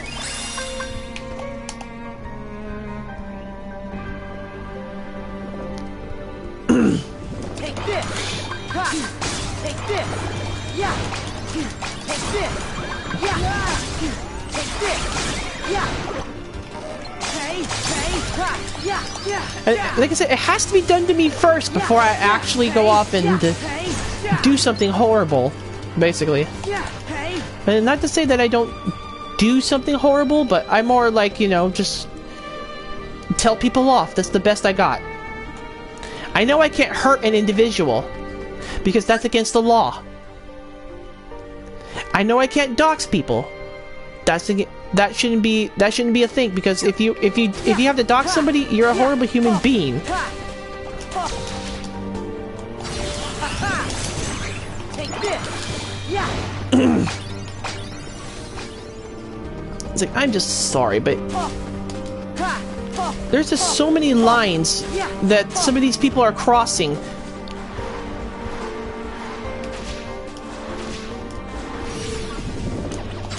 It just gets ridiculous after a while. Yeah.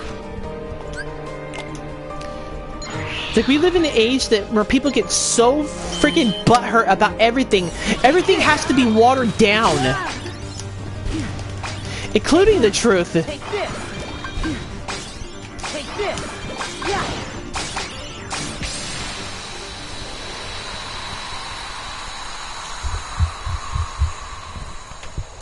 It's just like people get so angry, so easily offended, so freaking butthurt that they'll go out of their way just to make that person's life the most horrible it can. And then some of them go out and wonder why the suicide rates are at the utmost high at this point in life. Yeah. It's like, why is the suicide rate the most highest? Oh, it's because you guys are assholes and won't stop. Yeah.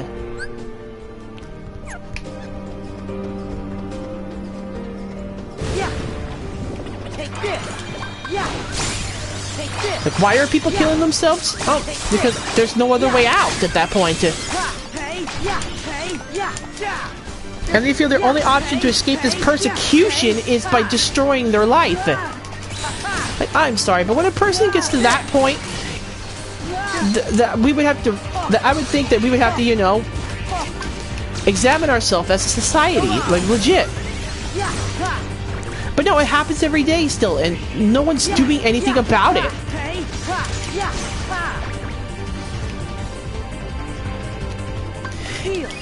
It gets to the point where if you don't agree with anything that the other person wants, like I said, they will try to go out of their way to hurt you.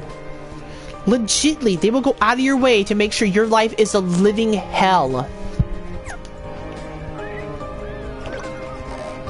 And I'm sorry if you don't like their opinion, but there's nothing you can do about it. And if you have to go out of your way to hurt someone like that, then you are actually a horrible and crap human being.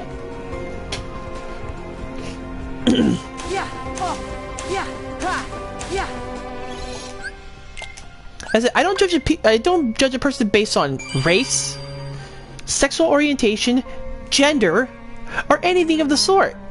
You know, or religion. I don't judge anyone based on that. I judge you based on whether you are a good human being or not.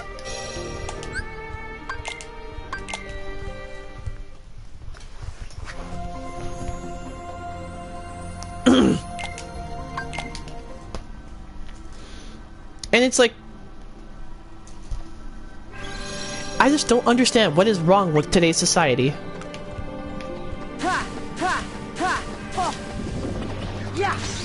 I legit don't understand what is wrong with people anymore. To think that someone would go out of their way to make sure the harassment continues over and over. To the point where they legit try to hack into the internet just to find out legit information about you. Like real name, address, everything.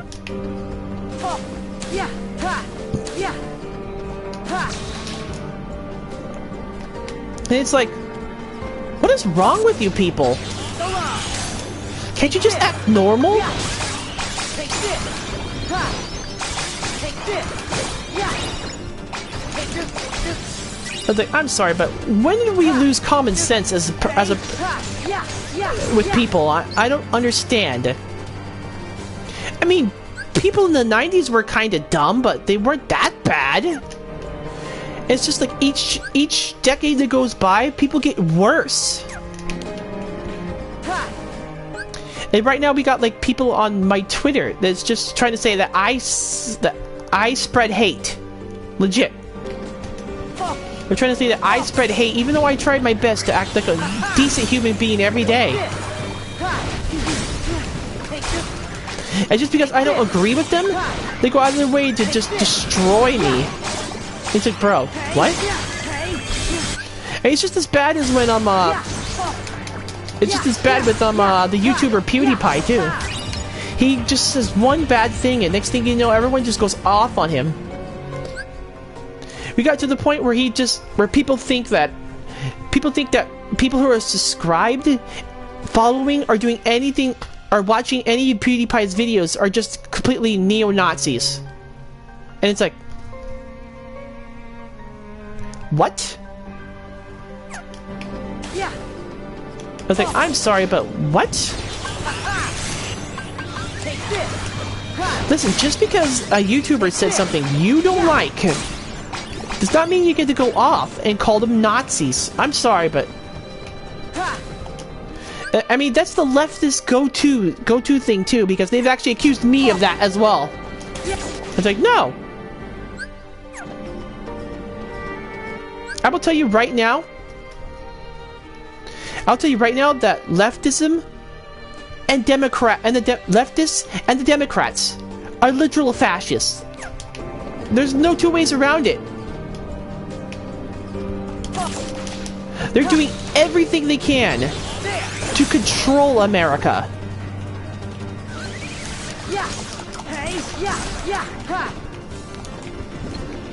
To the point where they're trying to put up a president that will bow down to China.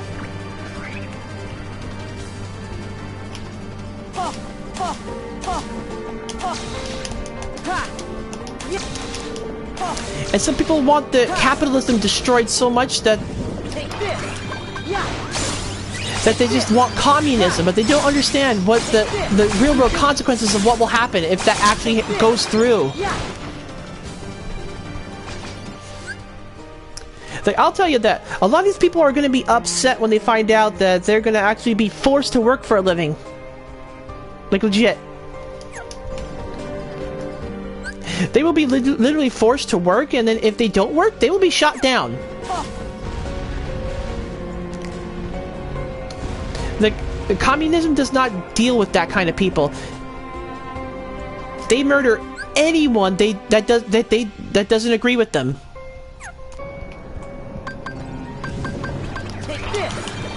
Not to mention, they murder people for probably the wrong religion, as well as being, you know, trans or gay or anything of the sort. They'll probably murder everyone that doesn't fit their agenda.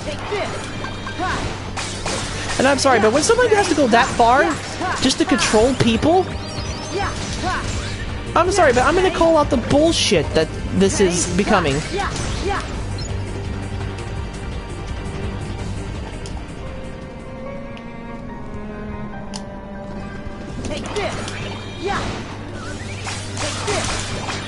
It gets to the point where the news is trying to cover up everything.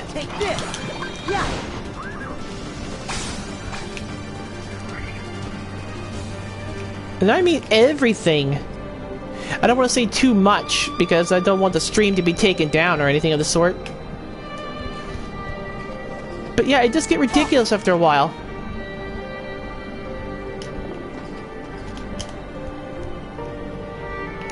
You never would think that that free speech would actually be censored in 2020. Like, legit.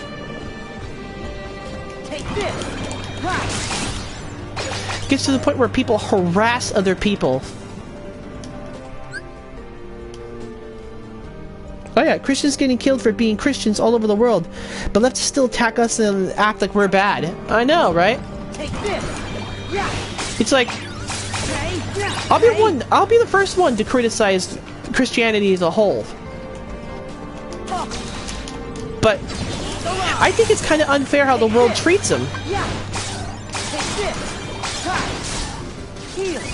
They think that they think that Christians are trying to control everything. It's like, that's...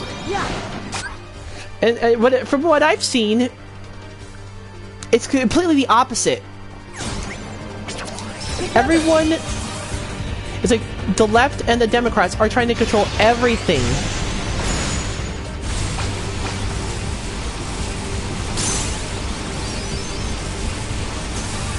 Like, I would go so far as to say that yes, COVID was probably devised and spreaded by Democrats. I'm gonna be real with you here. I think they're the ones who made the whole world sick. Just so they could put up a president that would bow to China and get down Trump once and for all. And people only hate Trump because he's not a politician. He's an actual businessman willing to deal with certain things. But he's not willing. But he's willing to tackle bullshit. And that's what and that's what the government is hating right now. Our literal government is such bullshit right now. That they have to attack somebody who actually wants to help the people. I'm sorry, but when did we get to this point? When did we get to this bullshit?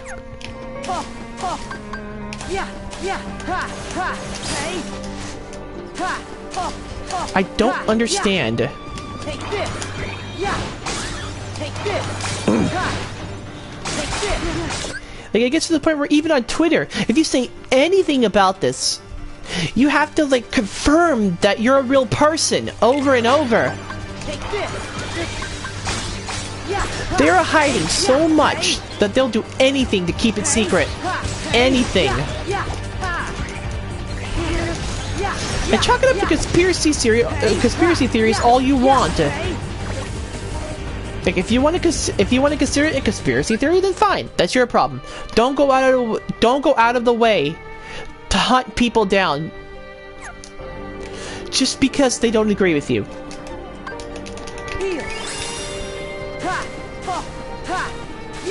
Legit. That's all I'm saying. Just be a decent human being.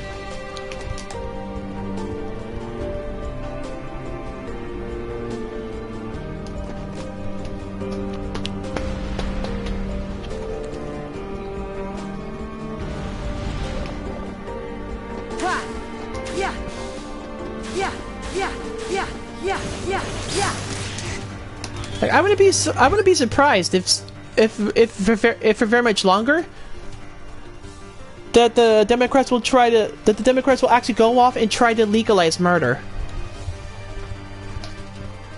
I mean, they're already murdering our babies, so why not just skip to the next section and just let people murder whoever they want now? Like, another reason they're trying to... It's probably another reason why they're trying to defund the police, too. Because they don't want consequences for their actions. They just want to be able to do whatever the fuck they want.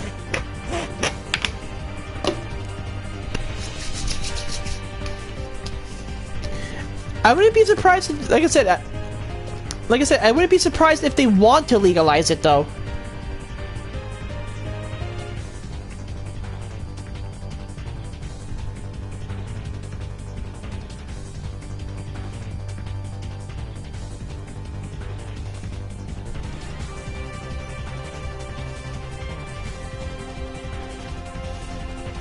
Like I said, I wouldn't be surprised if they want to legalize it, though. All they want is just do whatever the hell they want, and damn the consequences. They don't want any consequences.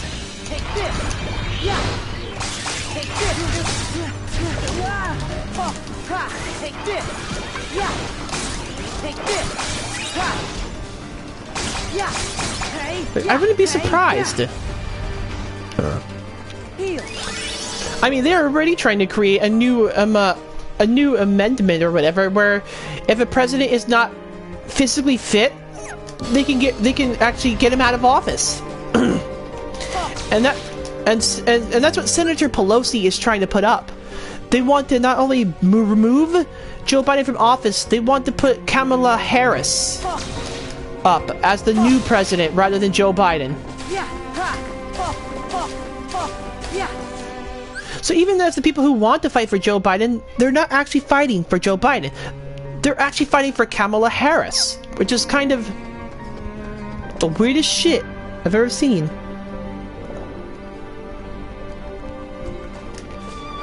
Yes. Like, and they'll silence and dox anyone to get in their way. And all they have to do is just drop the information, and someone crazy enough will go and do the deed, and they'll be thrown in jail.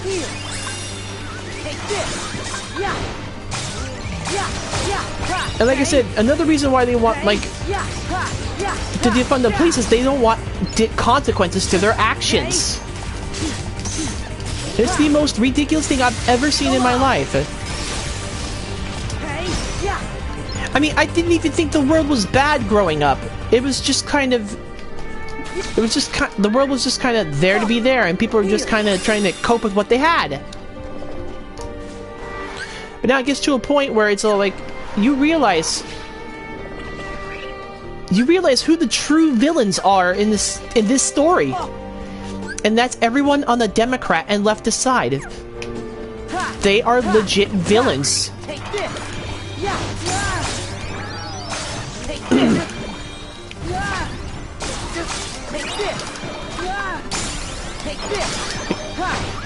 It's just, at this point, it's just everything I've been watching and waiting for. It's like, I've been watching this whole thing unfold, and it's just like, this is just how things are, and that's the sad part. And I'm sorry, but if you have to control a person, methinks you failed.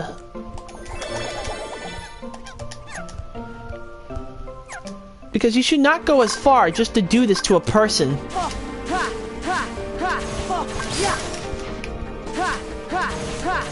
I kind of got off track a little bit, but yeah.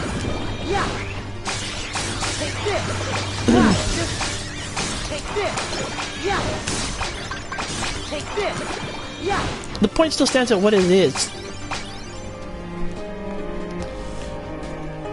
The point still stands at what it is. The true hate spreaders, the true fascists, they're everybody on the Democratic side. The Democrats, the liberals, Antifa, Black Lives Matter, controlled by white people, I might add.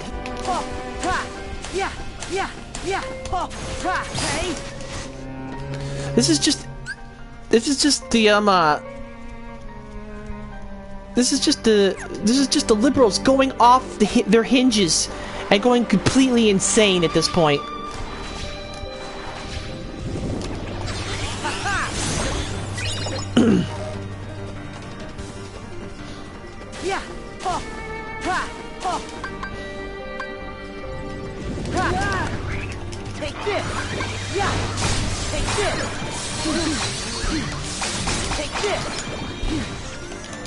And each fight they're picking is what a sign these things are to come, basically.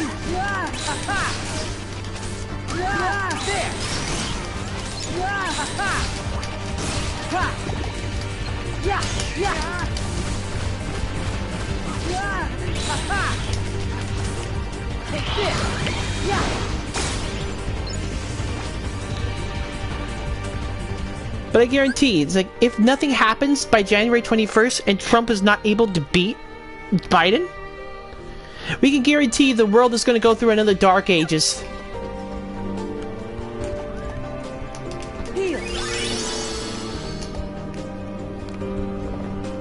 And these will be probably the hardest 4 years we'll ever have to live.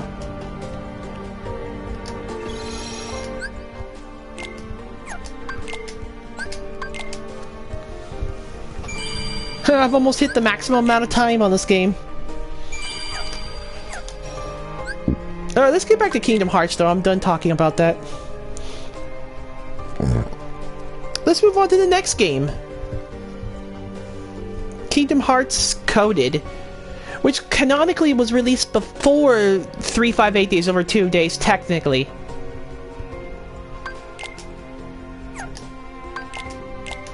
Is that alright?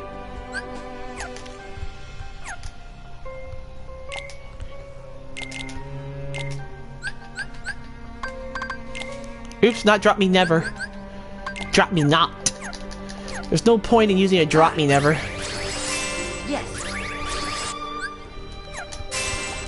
Alright, the next game canonically released was Kingdom Hearts Coded. Which, to be honest, a lot of people consider it the worst game in the series. But to be honest, that's not true. It actually has those moments where it's kind of fun.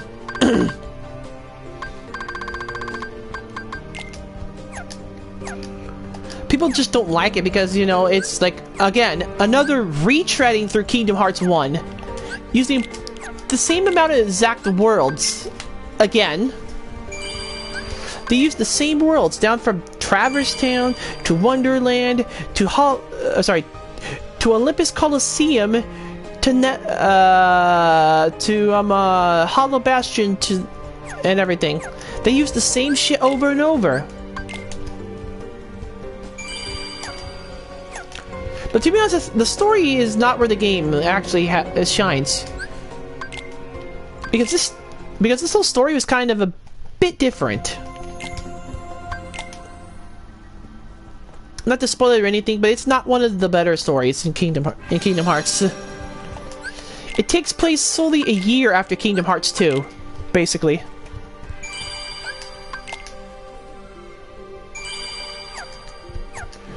And it picks up where it just stars Mickey, Donald, and Goofy. As they take another version of Sora and retread him through the journal because the journal ends up being corrupted.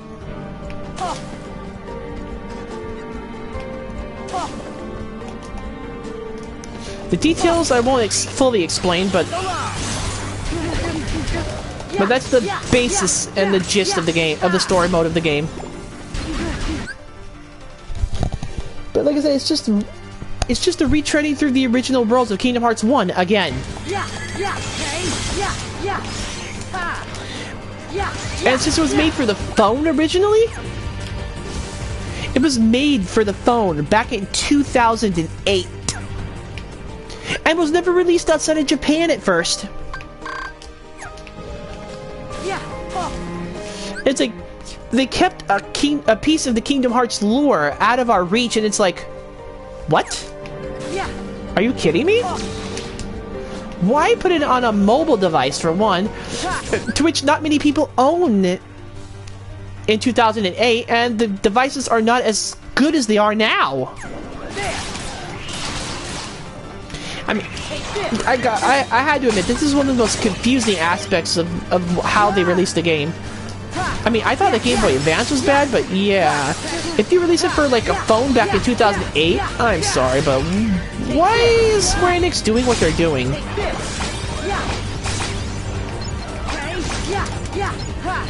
Those are probably the most basic problems I have with the game. And they didn't even release it outside of America until 2 years later. And the funny thing is, they did it back in the way where it's released as it is now on mobile devices in episodic form. Just like how they do it for for the now Kingdom Hearts phone game that actually is good. Take this. Yeah. Take this. Take this. Yeah. Take this. Yeah. Yeah. Hey. Yeah. Hey. Yeah. Yeah. But I gotta admit that the most where this game shines is its gameplay elements. As when you go through the game, it takes various forms of gameplay.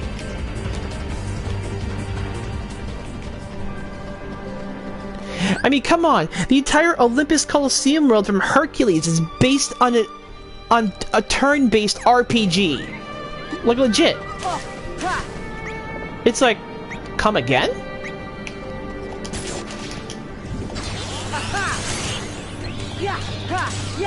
You got everything from, like, on-the-rail shooters to even slow moving to even like slow moving levels where you just the camera just pans with you and you have to try to keep up with it. I've really hated that trope, to be honest, where you have to move with the camera, and if you're going too fast, well, you have to wait for you have to wait for the camera to catch up. That was one of my most hated features in a game of all time.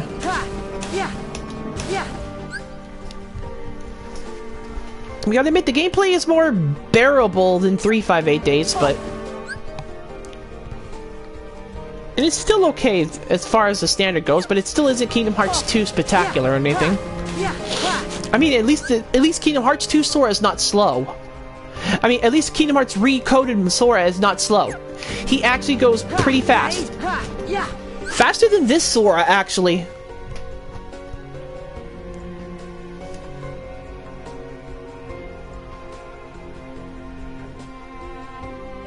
Wait, what happened?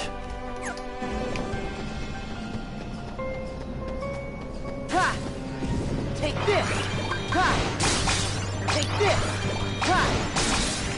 Yeah, hey, yeah. Hey,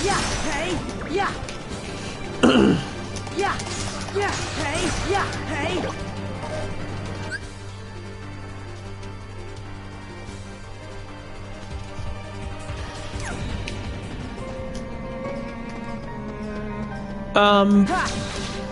I legit do not know how to respond to that, to be honest.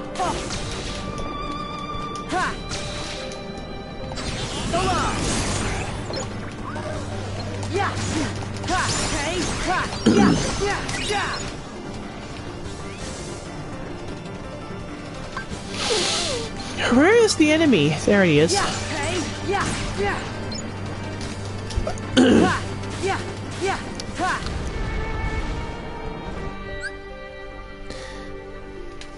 Like I said, the game is... It's okay.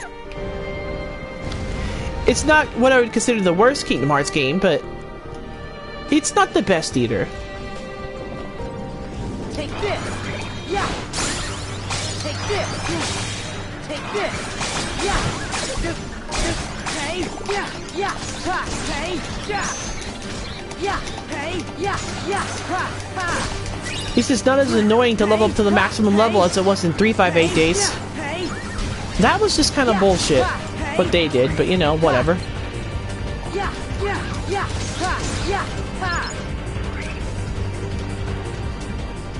I have to admit, the level system in that game was kind of interesting. To where you would gain a level up, you can get a level up chip, which you install into the Data Sora, right? And there would be these CPU processors, and if you placed a level up chip in between a level up chip in between these said processors, and the path would glow, it would double any chip in between the processors, basically. So this is how you would max out your level. You would put these level jump chips straight in between CPU processors, which would help you get you to the max level, which is level 99. It's kind of interesting.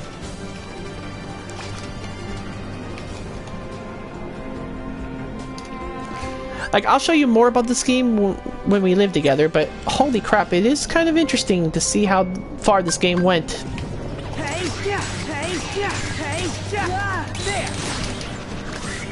A lot of the some things are hits. It's like the game is technically hit or miss depending on what you like, basically. Some people consider it the worst game of all time. Some people consider it an okay game, but I don't think I've heard anyone ever declare it being the best, you know?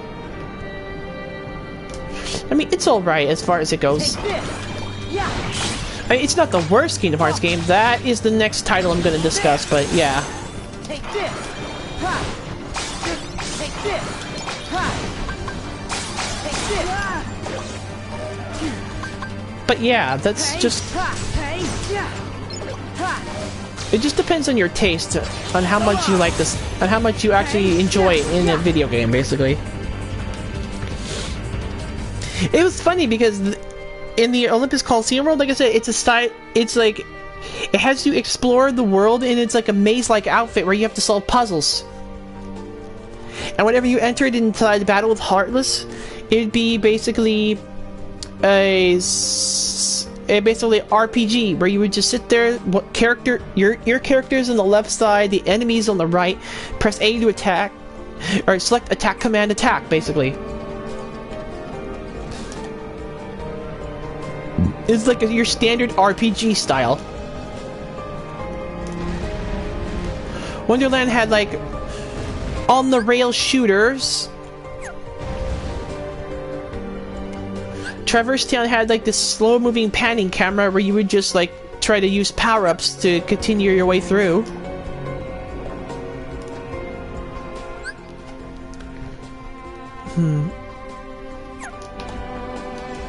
It was just kind of interesting to see how many styles they used in this game. Take this.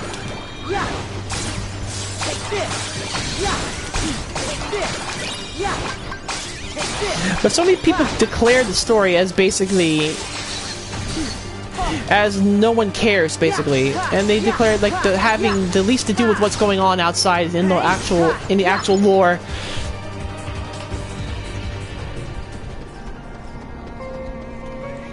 But I think that's a matter of perspective, rather.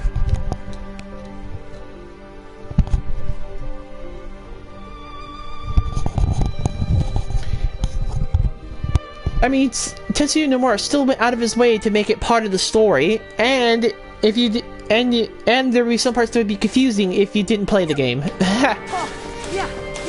I think people just people just miffed that they have to play this game, and that they didn't like it and they wish it didn't exist.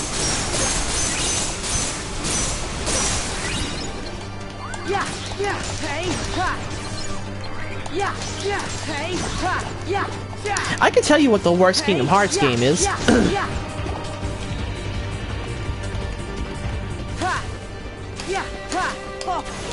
That's the next one. Kingdom Hearts 3, 5, 8, Thieves Number 2. It was originally made for the 3DS. I mean, sorry, the DS.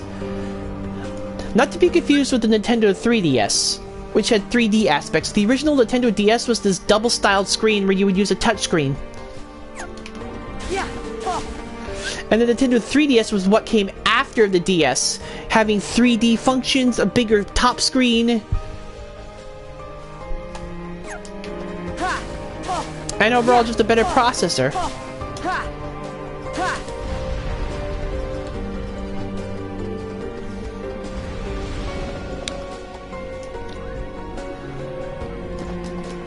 That's really funny, though. The Nintendo DS was very interesting as a thing.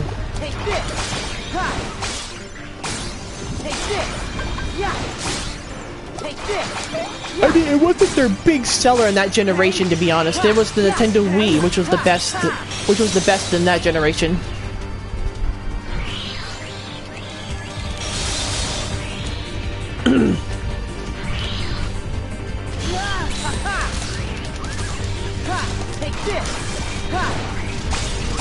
But when they came out for this game, it seemed okay. It starred the protagonist. It starred the protagonist from the Kingdom Hearts 2 prologue. Yeah, you remember how I said there was a guy that in that game that nobody knew about at first, but we slowly got to know him? We learned he was also working for the bad guys at the time, so this game was a retread of his journey through when he's working for the said bad guys. Basically, to sum it up. But it is one of the slowest moving, absolute waste of time you would ever play.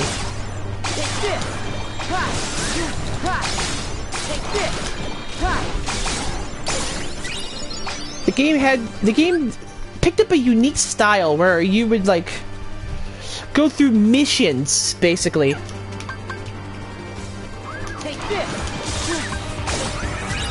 And you were given us a certain objective.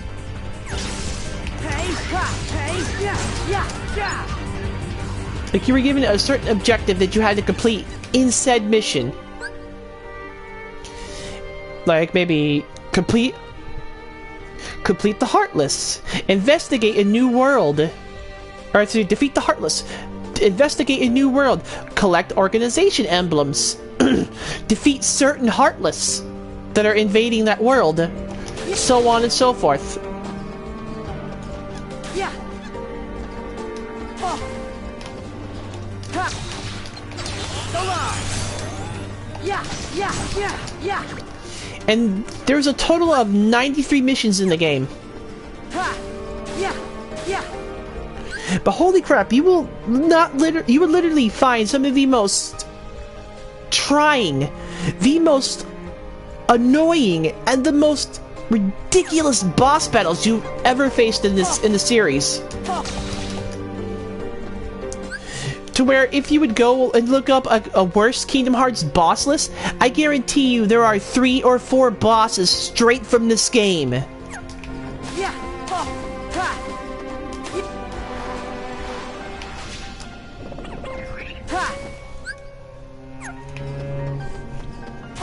Like, just if you watch a worst boss list in a Kingdom Hearts series, like I said, there would be like 3 to 4 of these bosses straight from 358 Days Over 2, just because of how shit this game was.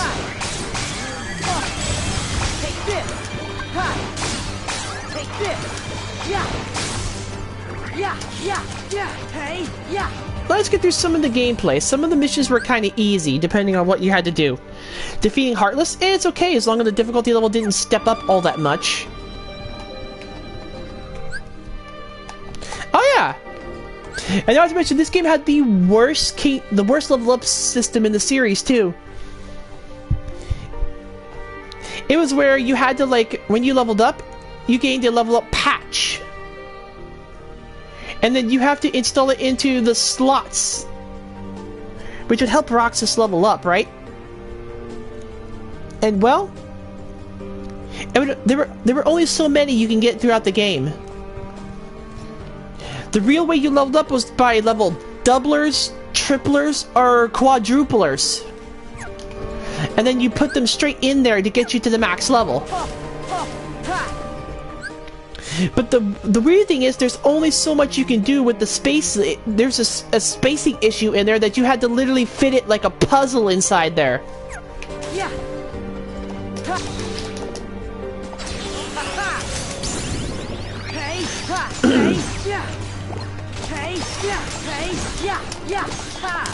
And I'm sorry, if a game relies totally on...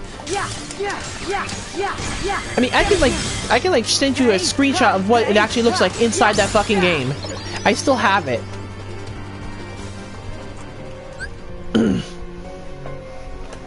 Let me get it. I'm gonna show you what the stupid level up system looks like, because this is ridiculous. Hello, 358 Days Over 2. There's also something else in here. Oh! Oh. Okay. Watch this. This is ridiculous. Where's my DS? Right here.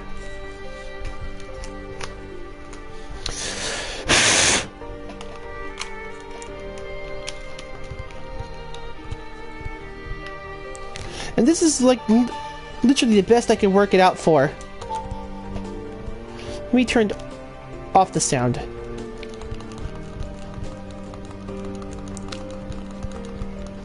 ...2009. I can't believe it's been that long still.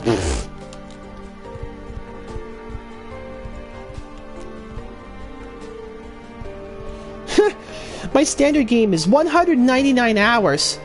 199 hours I played this game just to finish it.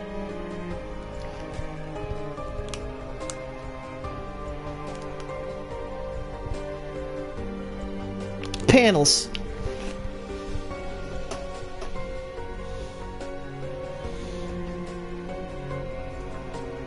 No, not here. Camera.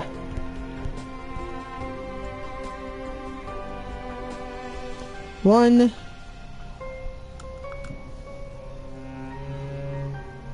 Two. 3.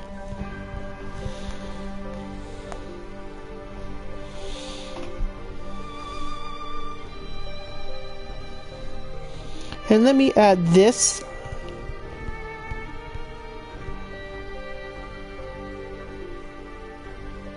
Let's delete that actually.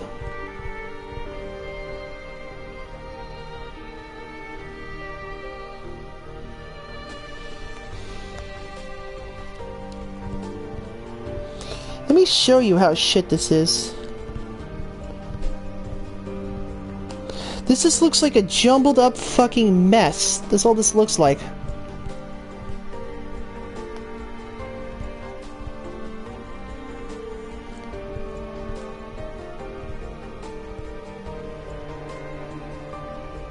Let's send them all at once though. Or not. Okay. We'll have to send the last one on by different ship, but I'm shutting this down now.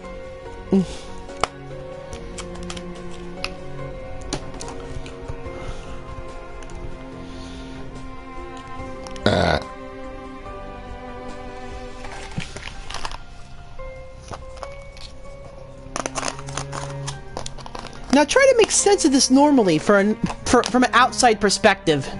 Legit.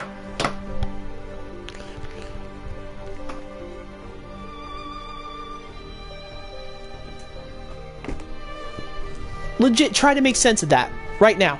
It's like, from an outsider looking in, this looks like a jumbled fucking mess.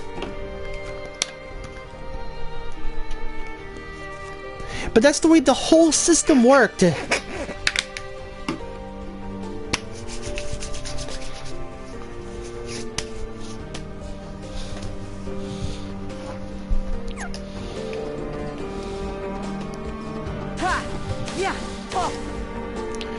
Yeah, this is what you had to deal with in that game.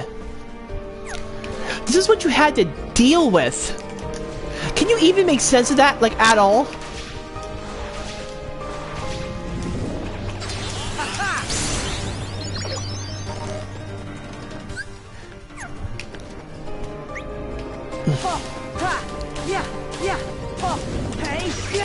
Let's go.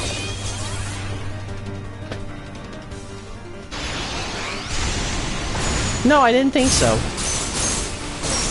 That just looks like a jumbled fucking mess. That's all it looks like. Yeah, hey, yeah. Oh, take this. There. That's all this looks like. It's a jumbled mess. Like, whoever thought that whole system was a good system, they should be fired. Legit. You thought the card system was hard to understand. Oh my god. You've not done anything until you've tried to fix yourself up so you're actually level 100 at the end. And still managed to keep all your good abilities. And the correct magic you need.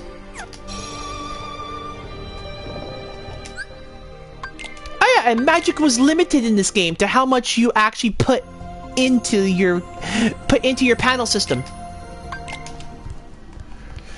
Where usually your magic is based on your magic points, MP. You usually would play as, basically. Not in this game. You're limited to a set amount, and if you didn't have what you needed, you had to restart the mission. Yeah. Now let's get on to the missions themselves, because oh my god, these missions, some are easy, like I said. But others were just a complete nightmare and complete trash.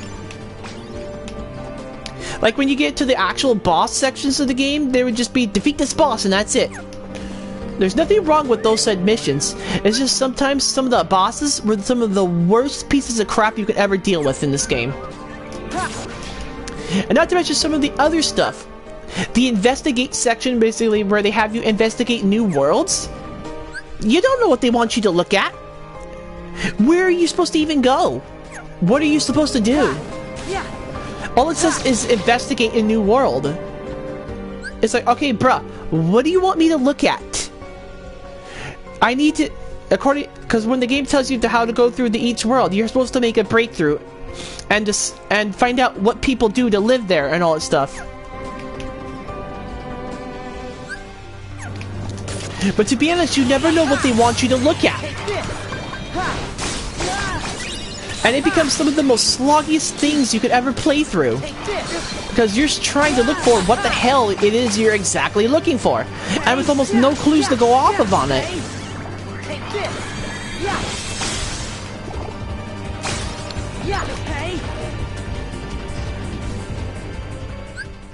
Now, you tell me, does that sound fun? Like, at all? Any of that? Does this sound fun? Because I might feel like I'm the only one being critical here of that shit.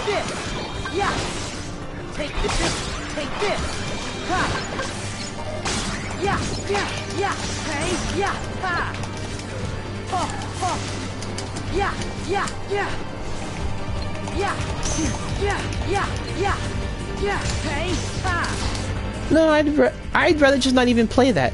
Oh, but no, you can't do that though. You can't even do that. You have to complete it or the story won't move on.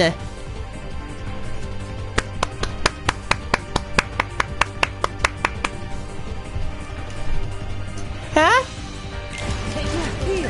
These missions were mandatory. The investigations were all mandatory. I mean, it's not like some missions where you can skip them. The investigation bullshit was mandatory to help you discover what was in the world, and then you can actually continue on with the story. And I'm sorry, but who thought this was a good idea?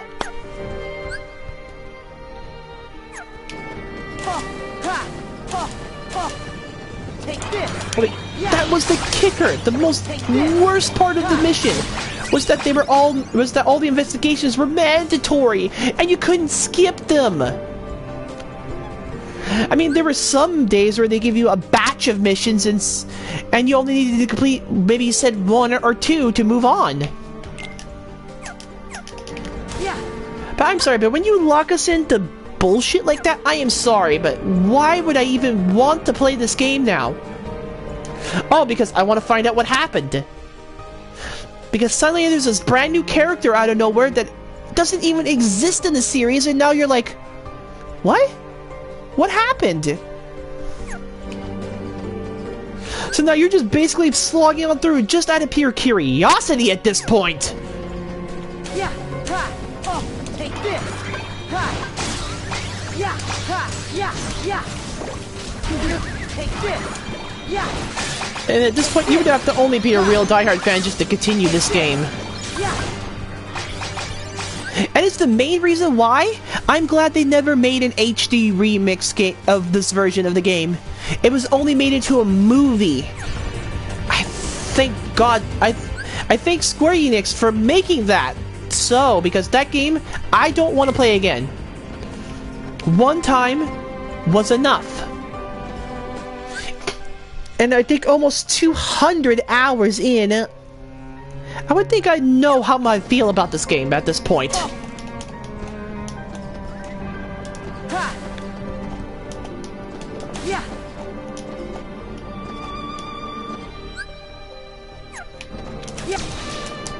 Okay, let's go on to another part of some of these missions now. Another one I had the most absolute worst timing with was the collect the organization emblem missions.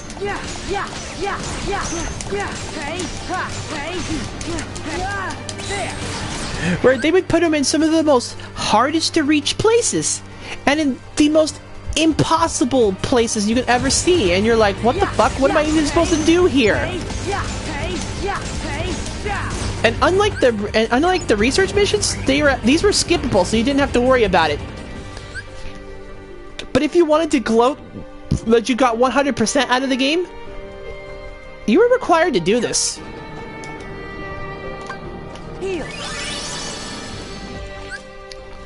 And it's like, sometimes you would have to come back and replay the mission Once you got the ability that you needed to actually beat that mission. And I'm sorry, but who thought trying to collect the emblems in a certain amount of time before the rings go down it, or else you will receive almost no credit for it, and you wouldn't be able to complete the mission. It's like, what? Who thought this was a good idea? So basically, if you let the rings go down, even once, you would not be able to fully complete it 100%. You would probably be at best be able to do the minimum. And if you wanted 100%, this was not gonna fly one bit.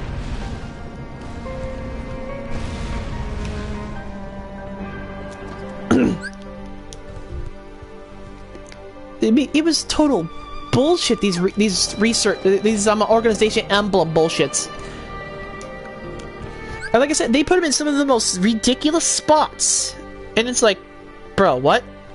And if you manage to let that ring go, you would have to restart the whole mission again, because yeah, ain't no one ever heard of a retry option, so you'd have to leave the mission and come back, redo it, press start to skip the story, and then retry it again.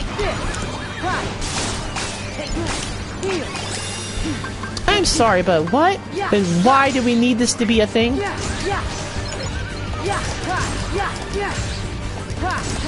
I mean, you tell me, does that sound fun at all? Legit. I mean, I could be crazy myself. I mean, you could find it fun. I'm guessing some people find it fun because some people claim this game is their most favorite too, and I'm like, where are you mentally, guys? Yeah, no, I wouldn't think it would be fun too. I mean, you're free to. I mean, if it sounds fun, you're free to have your opinion. But holy shit, I did not find it fun. Not at all.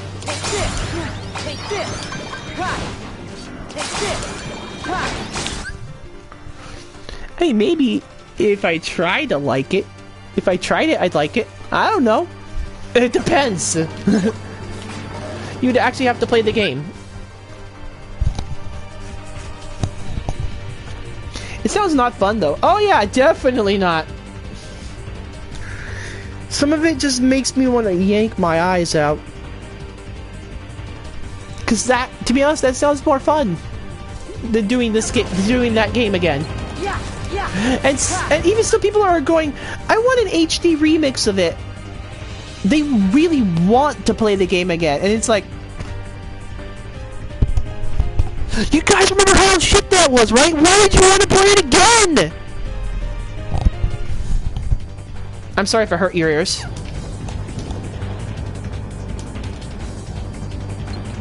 Take this.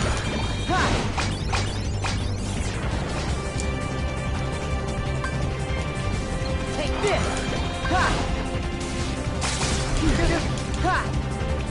Yeah. Alright, let's get to the next thing.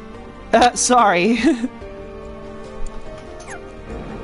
But let's get to the next thing that was the absolute worst. Take this.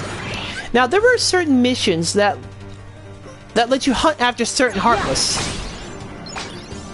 Like, there would be, like, the organization would report that, yeah, there are certain Heartless causing trouble in certain worlds, and you had to defeat them. Most of these were pretty open and shut cases. There weren't really all that much to brag about. But there was one of the most bullshit Heartless in that game. That would make me pull. That would make pulling my teeth be more fun than this. Take this. Yeah. And that is a Heartless called Emerald Serenade. Take this. Take this. I'm sorry, but whoever thought this Heartless was a good idea,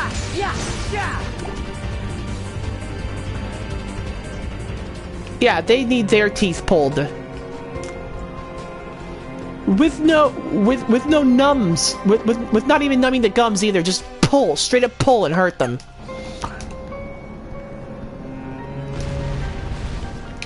Yeah.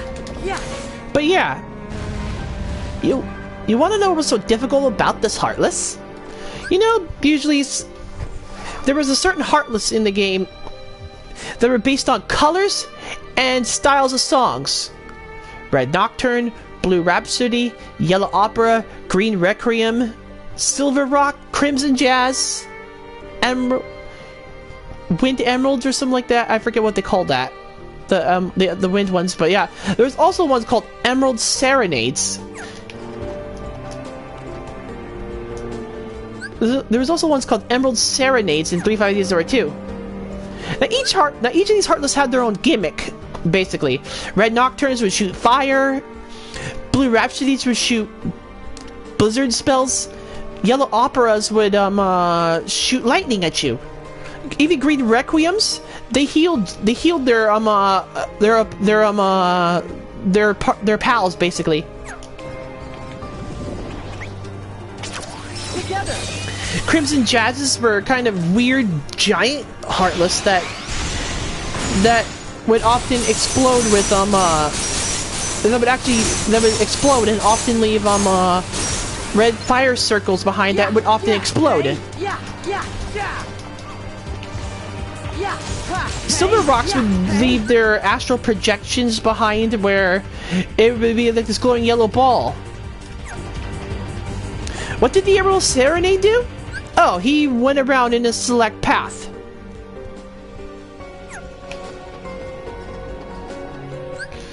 He would go around in a circle throughout a set path through the level.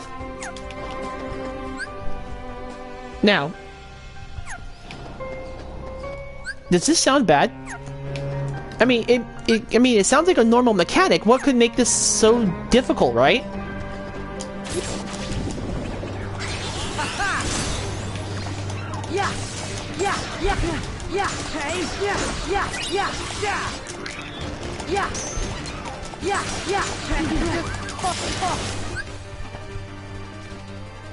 He didn't leave anything?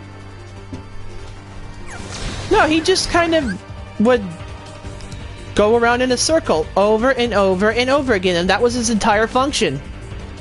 Take this. Take this. Take this. He would just go in a straight circle. That's all he did. He really didn't fight.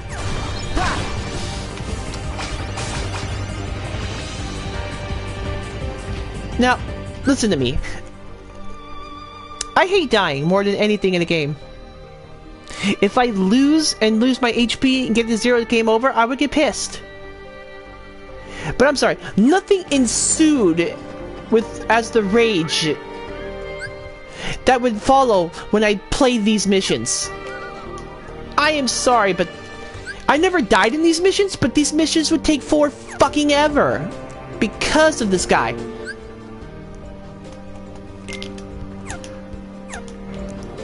I forget what exactly made him so difficult. I know, like, I guess he had like high HP or something. Maybe high HP, high defenses or something.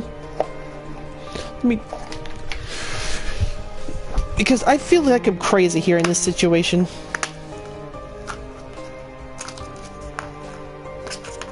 Okay.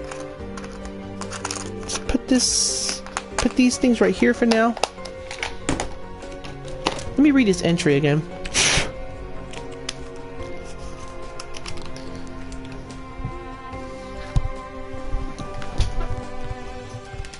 Well, yes and no. It depends.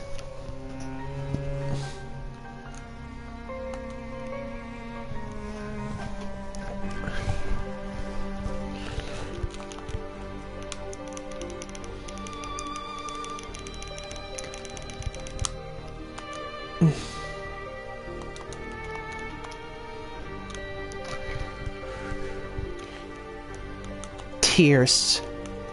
Okay, let me read to you the entry from this game. Enemy profiles.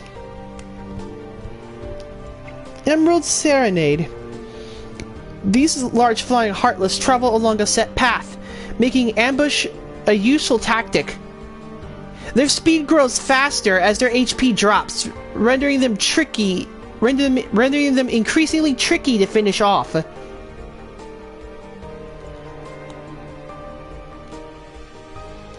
Yeah, and I also think they had like this issue with where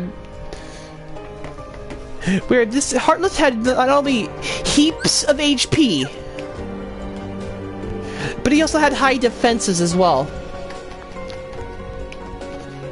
So at best, you're probably looking to take on this mission, and it would probably take forever. Like, you're looking at like half the time I mean, if you don't know what to do, you'd be probably taking over maybe an hour to finish this guy off. Like, and that's only if you don't know what to do and don't know how to exploit the game's mechanics the best. Take this. Take this. A seasoned veteran might know how to finish him off faster, but holy shit, will it still take a freaking while.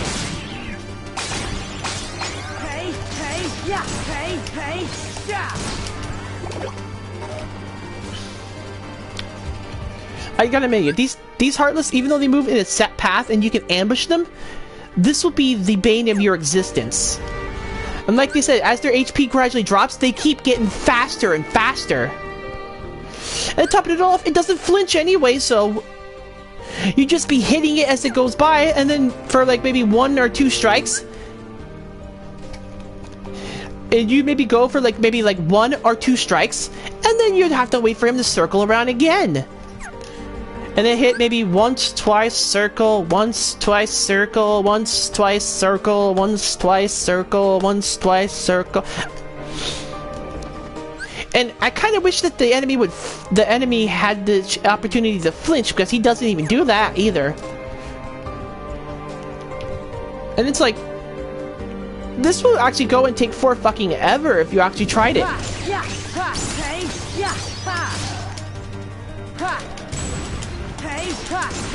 Which is why these type of missions are some of the worst missions I've ever dealt with in my life.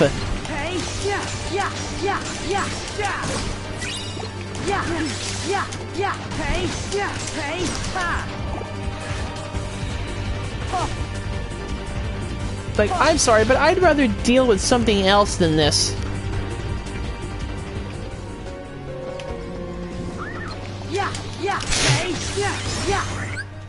Let me look up something real fast.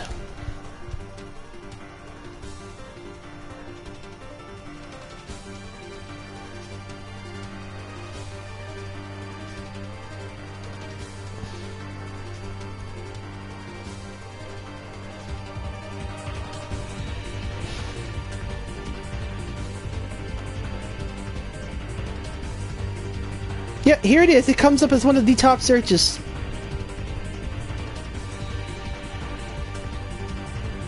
Okay, these are single missions on YouTube.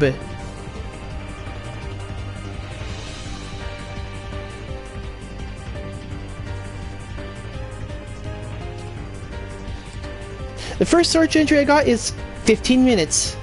The next one, 23:50. After that, 27:55.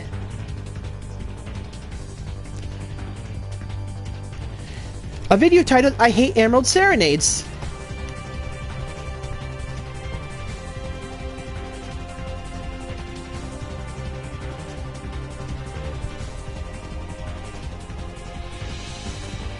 And this is just what I pull up on the search in YouTube.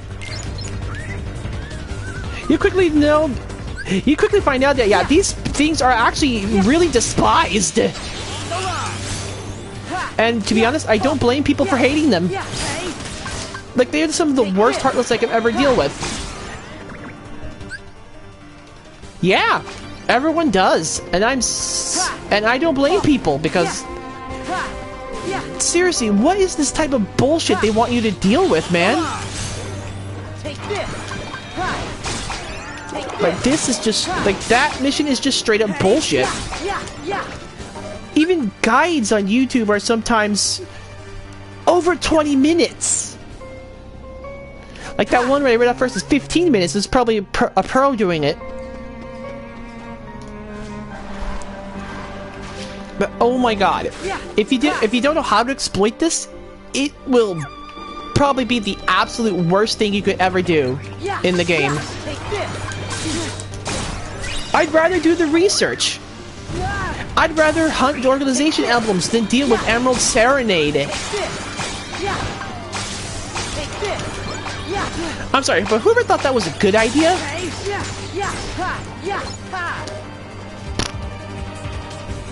I don't want to say die, but jeez, I feel like that's the only thing fitting for them.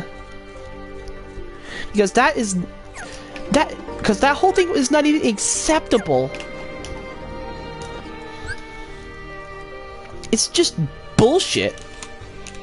Let me see if there's any other missions I hated, though. I want to see if there's, like, anything that's the absolute worst of the worst besides these missions I've already described.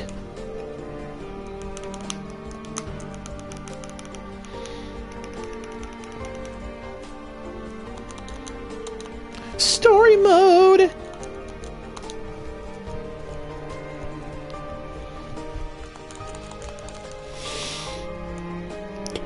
Excuse me?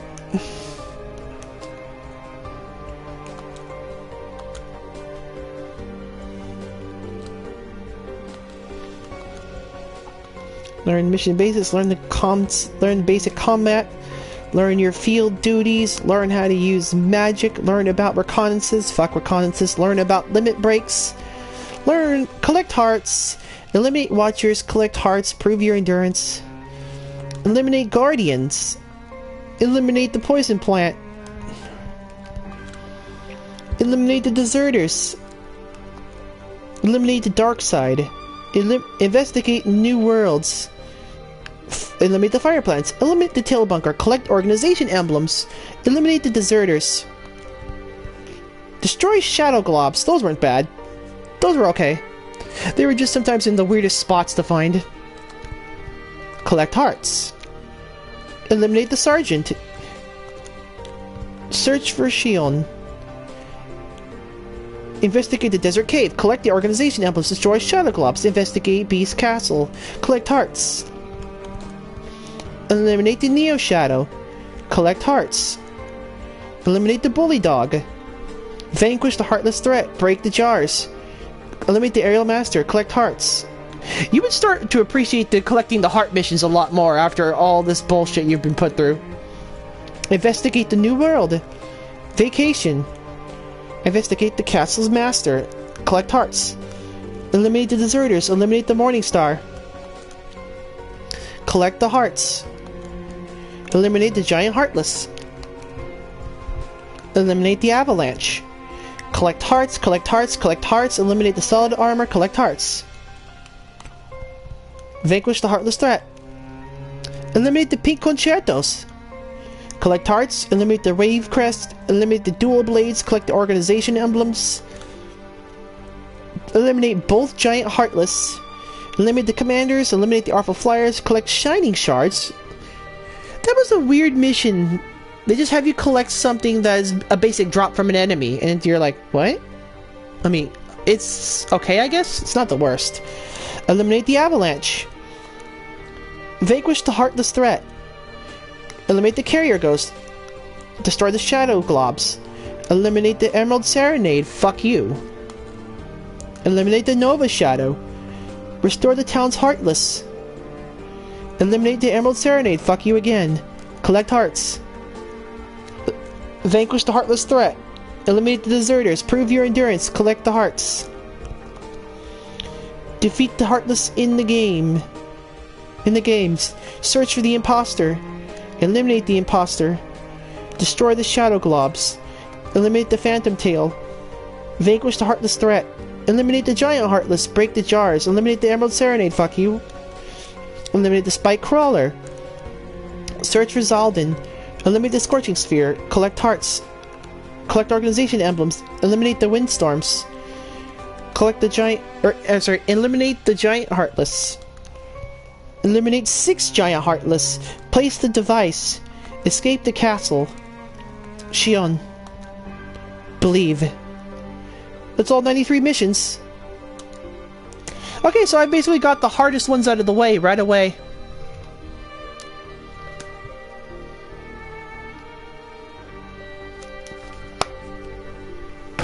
Now, I don't know why someone would make a game like this.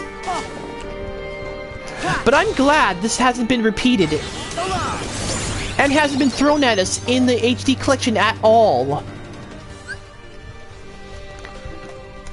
Because I think once is enough, guys. I don't care what anyone says, but Square does not need to remake this game.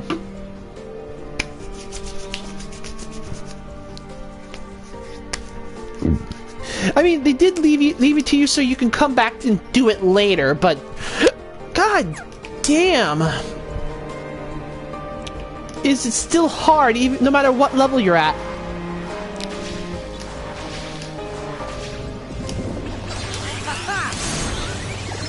And even then, in order to 100% this game, to completely ixnay it out of existence, you would have to do the challenges in the missions, and that's only off of challenge missions. Yeah. Take this. Take this. Now, what are challenge missions? Oh, that's doing the same mission that is displayed on the thing, but having an extra certain layer of challenge to it.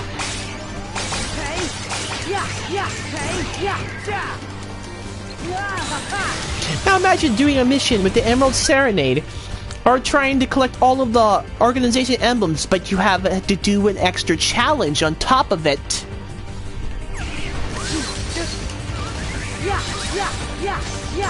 And basically how well you do is how many emblems you get, which are called challenge sigils. The max you can get is 3 per mission.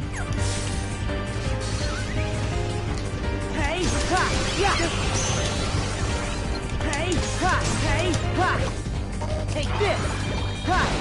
Is everybody dead? Oh. Whoopsie daisy. How much we got? 717, I think we're good. I've been kind of like talking. I haven't been paying attention to the dream eaters. Now, what do you think? Does this challenge mode, these challenge missions, do you think they sound fun?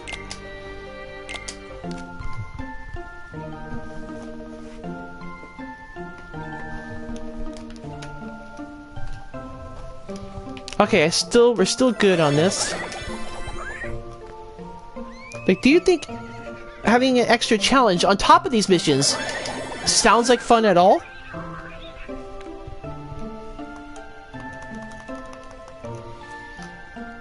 And albeit that they're only for certain missions too.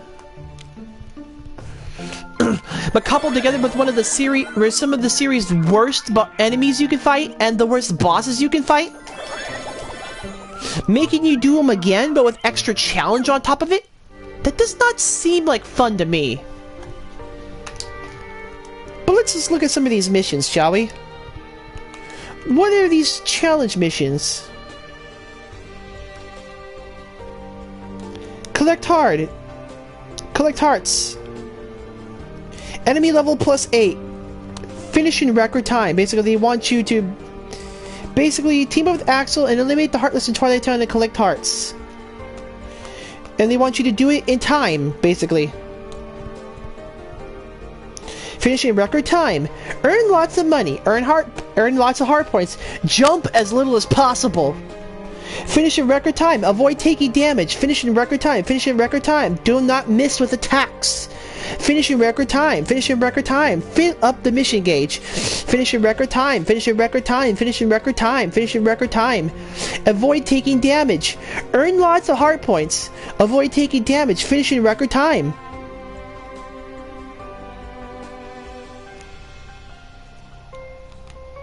Finish in record time. Finish in record time. Avoid taking damage. Finish in record time. Jump as little as possible. Finish in record time. Don't miss with attacks. Avoid taking damage. Finish in record time. Avoid taking damage. Finish in record time. You can start seeing a theme here after a while. Fill up the mission gauge. Finish in record time. Finish in record time. Jump as little as possible. Finish in record time. Fill up the mission gauge. Attack as little as possible. Finish in record time. Finish in record time. Finish in record time. Don't miss with attacks. Finish in record time. Attack as little as possible. Finish in record time. Earn lots of money. Avoid taking damage. Finish in record time. Don't miss with attacks. Finish in record time. You can get where this is going. Basically, a lot of these missions had time restraint as your basic challenge. Some of it had the odd mission here and there where it wasn't as difficult. But these missions are what made me break my original DS. These missions made me press so hard on the D-pad that I literally broke the arrow buttons.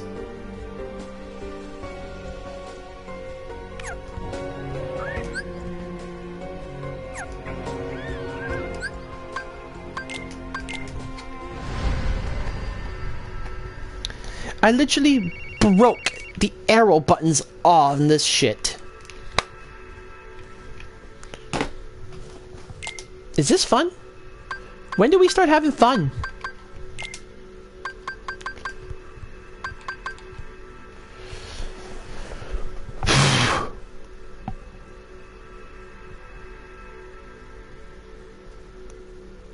Like, when do we have fun? I'm legitimately wondering when I'm gonna have fun here. I mean, I 100%ed this game, but I'm not willing to do it again.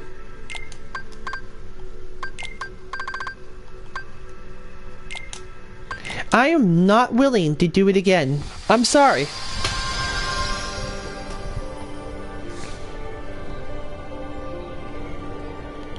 And I'm glad they made it into a movie. I mean, some of the scenes are missing now, but in all honesty, that's my only nitpick, and I'm glad they made it a movie. Because I really do not want to go through all that again. And my brother argues that maybe it'll be easier with the freaking analog, but I really don't think it will be. It's just something I don't ever want to do again.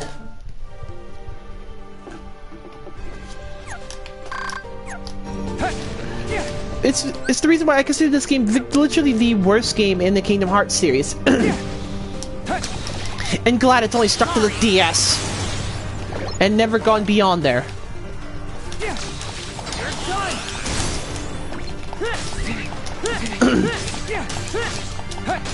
I mean, it's not like if they came out again that I won't be able to do it. I mean, I can do it, but it's just I don't want to.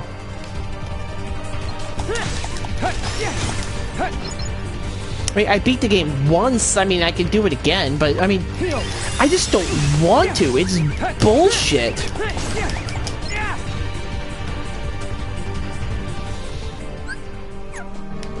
I mean, I was lucky that I got a few of those missions were bearable enough to do, but holy fucking crap. That whole game was utter trash just because of select few missions. Alright, let's go on to some of the bosses that are considered the worst in the series. Now, why do some people declare that that some of the worst bosses are in 358 Days Over 2? Well, let's look at some of them.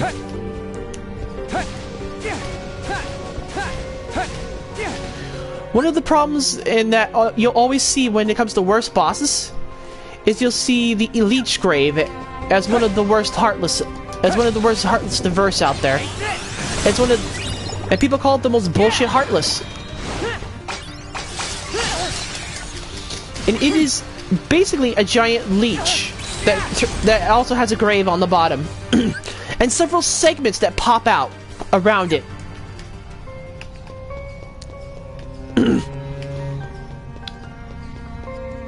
Now, how do you go about defeating this Heartless? Well, its main source of attacking is when you smack the coffin slash grave. But if you try to approach it when it's still active, the grave will literally retaliate by opening up and attacking you with a bunch of tentacles, basically.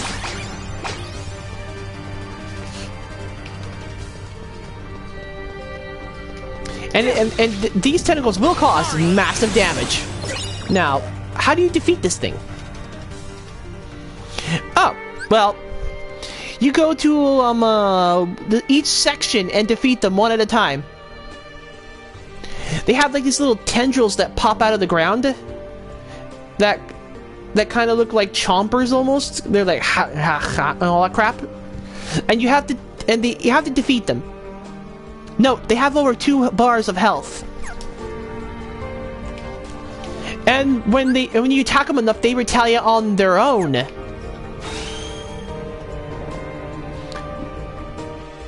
And once they attack you, they grab you, swallow you, spit you out of the main body, causing massive damage. So you have to protect yourself while doing this.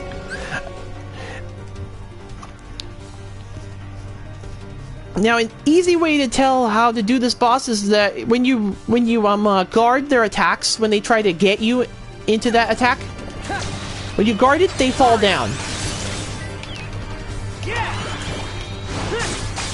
Your job is to take out each of these tendrils. There's like maybe 5, 6 around the whole body, which have over each 2 bars of health to work with.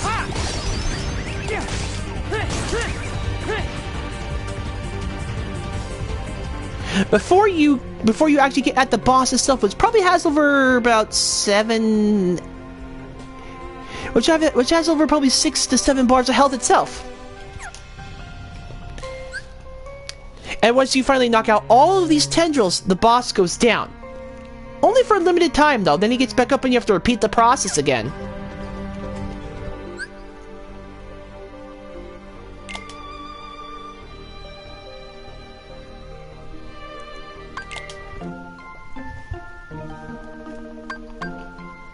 Okay, not yet. Eagle Glider's only at 8 still.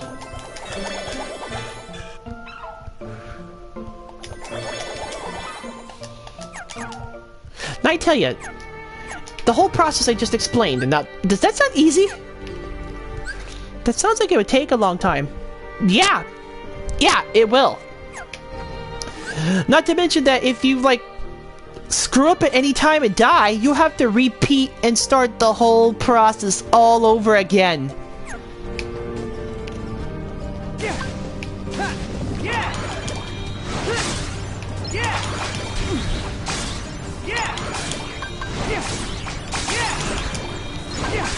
Now, does that actually sound like fun? Because there's a reason why it's like on the worst bosses list.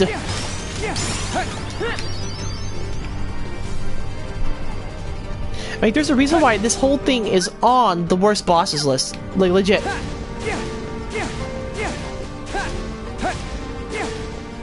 Let's look at another one. Ruler of the Sky. That's another boss that'll come up if you search worst Kingdom Hearts bosses.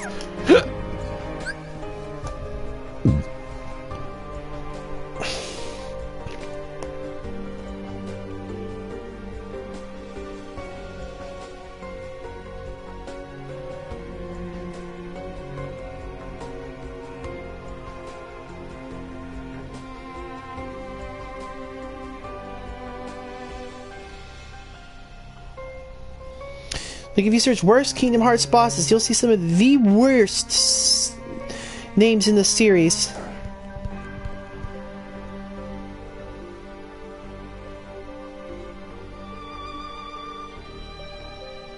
I mean, the search bar doesn't give me much, it just gives you some videos and all that stuff. Ursula, Cerberus, Behemoth, Maleficent, Riku, Gurren Lagann, it's Gurren Lagann, that's a reference, guys. Yeah. This is only from the first game, it looks like.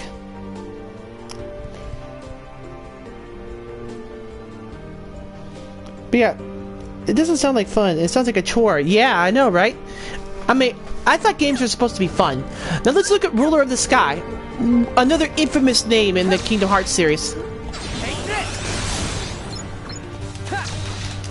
This is a Heartless that is basically a flying Heartless, as it says, Rulers of the Sky, basically. It Pete sticks it on you in Neverland, and you have to use Tinkerbell's flying power to help you fly at it and battle it.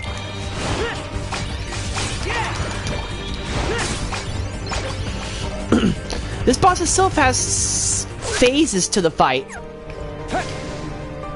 The Heartless at first will fly around, doing whatever the hell it wants, and your job is to fly and catch up to it.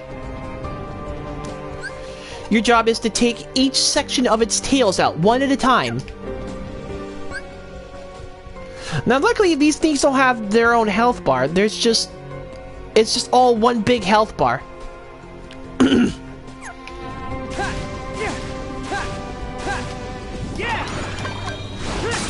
But the fact that you have to chase him down is the hard part.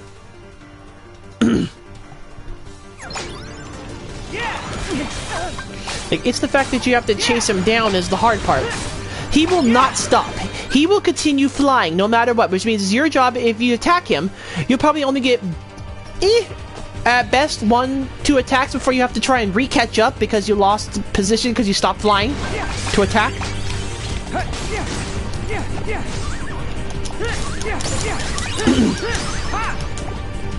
And with how much damage output you do in the game,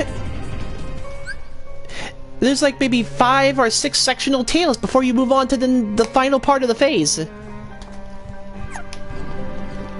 Not to mention that each time you take out a section of tail, he will go into a berserk mode where he'll try to ram you over and over. And your job is to try to dodge it in air. He will then come up and try to shoot you with the treasure he has. He'll basically take the treasure and literally shoot you with it.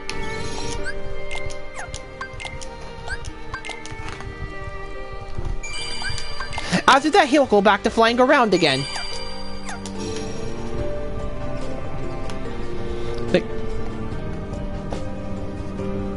And it's like, after that, he'll go back to flying around, and you have to repeat the process for about like 5-6 more times before you actually get to the main part of the boss.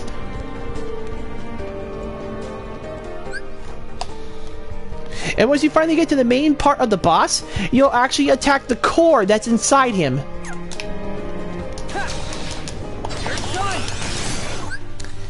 And at this moment, you have to start moving, basically. Because he will start, like, launching these little blue balls, which has a drain effect. Which will give him health. So basically, you have to not only dodge that mid-air, but also be wary of ice pillars that come up as he does it.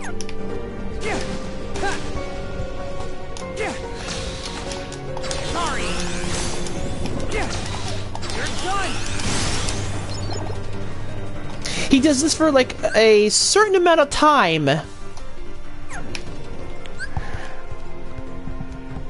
before he goes and dives underwater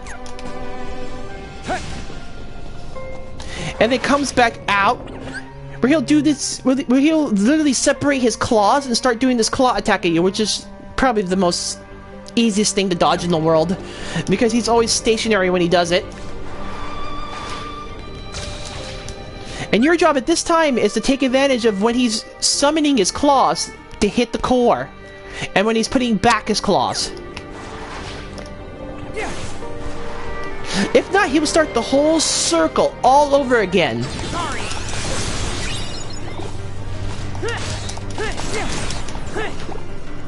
And you'll have to like start going around and dodging again. I mean, the chase was bad enough, but now you have to go out of your way to dodge everything he sends at you. This is even more of a chore than the Leech Grave. This takes longer. And there's a select mission in the challenge mode that wants you to do it in record time. I'm sorry, but... What?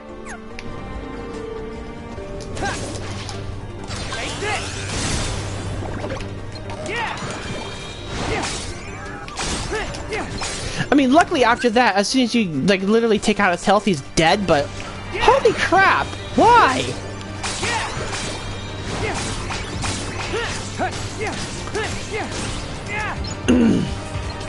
Just why? Who thought this was a good idea? To couple that with you have to deal with the Emerald Serenade too, and you're like, it's like some of the worst things you can, do in a game.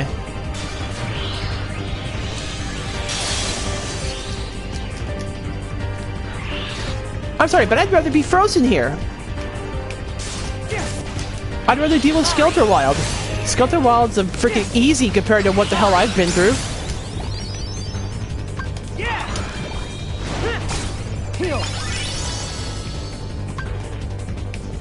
It's like, you have to take out sectional tails, and then after that, he has shots that drain you, and gives health to him. It's like, bro, what? Why are you the way you are? Why?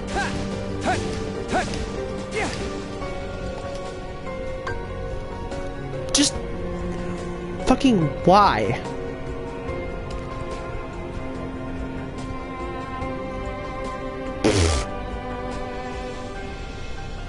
You can understand why I hate this game.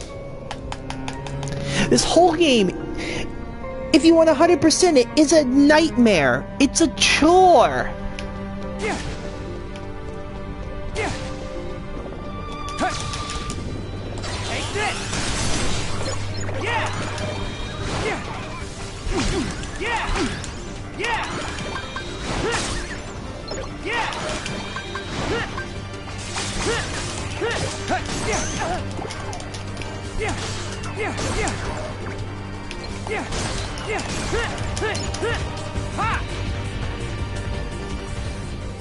And not to mention, this game is coupled with one of the worst things you could do in a game.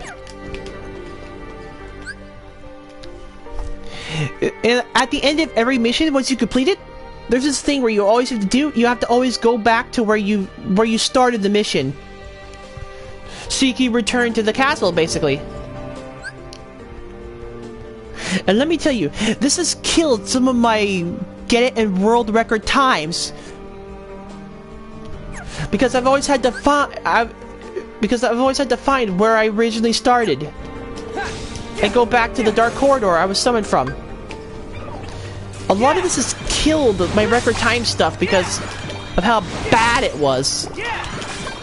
How some of the positionings were. It was just absolute horrible. Especially the ruler of the sky. Imagine getting him and imagine taking a while and defeating him, but still managing to have the 3 sigils. And then you were flying around for such a long time that you look around and you don't remember where you first came from. Because it's all islands at that point. It's all little pieces of land, and you're like, wait, where'd I come from?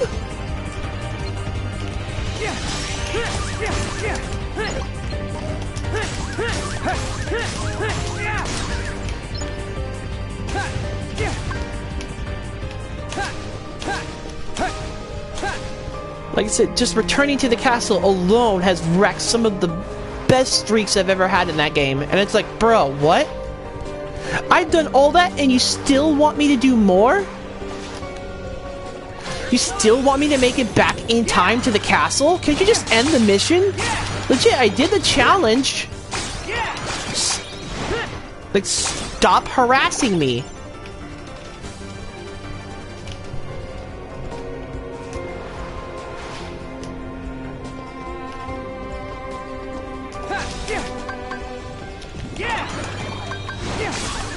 I mean, I was seriously frustrated after this game.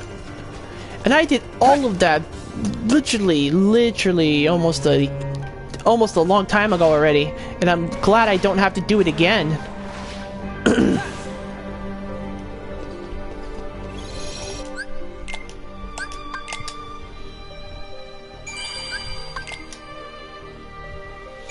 Like I said, I'm literally glad it's all over at this point.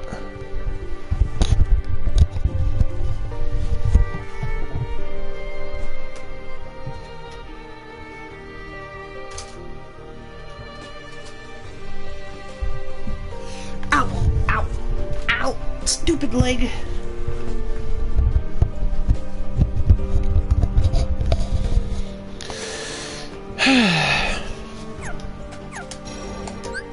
Yoy.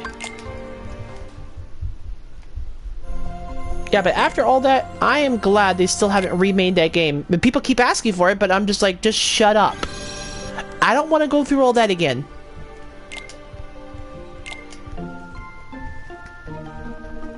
Yeah, I just hurt my leg. For some reason, it hurts to stand on it right now, and I don't know why. Why is that the first thing you said in a while, though? You literally have no comment on how horrible this game is or anything?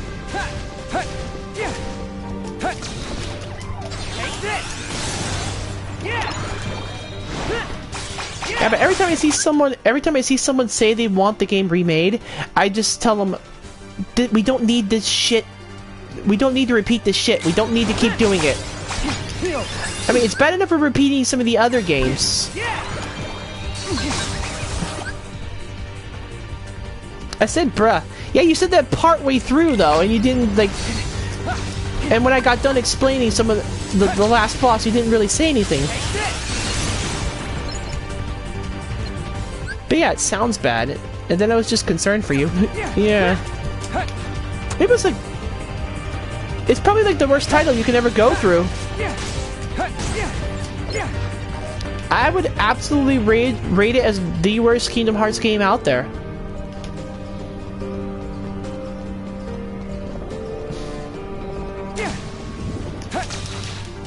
Because it's just that bad. And literally, I'm glad Square, like I said, hasn't recreated it. I'm glad they haven't done anything. Because to be honest, I don't want to do that game again. I've done what I needed to do. It's over. The game's completed. And to be honest, I'd rather play these games over and over again. Because at least this is more fun.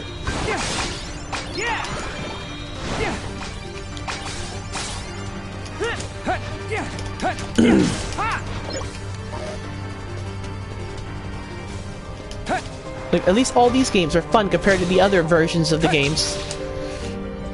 Sorry.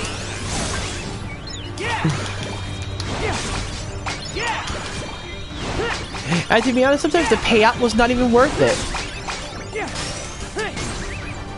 Because sometimes all the main characters would do is just sit there. Instead of remaking a battle game, they should make new good games. Yeah. And sometimes the payout wasn't even worth it. You get the mission done, requirement done, and...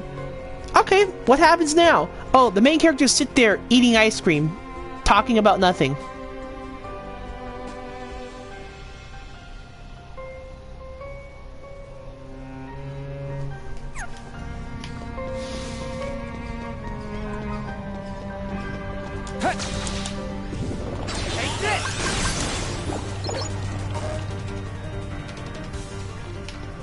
Sometimes you would have to wait so long before even anything happens.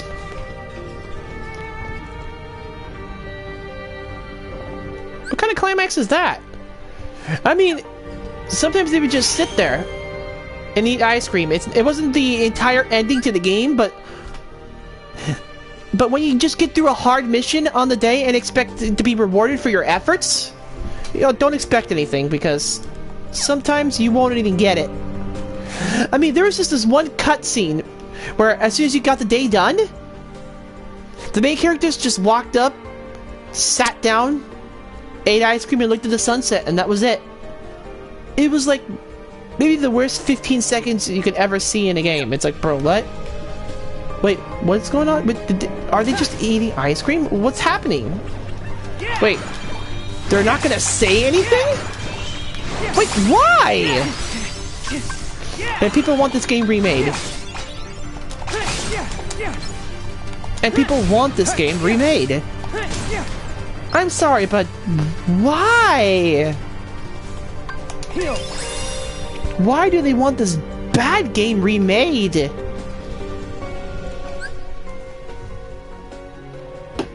Yeah, that's all they do. They eat ice cream.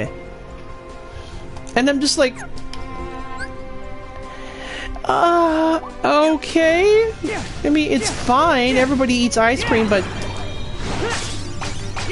they have one every time they finish a mission. I mean, one of the conversations was how not to push the wrong buttons with the girl.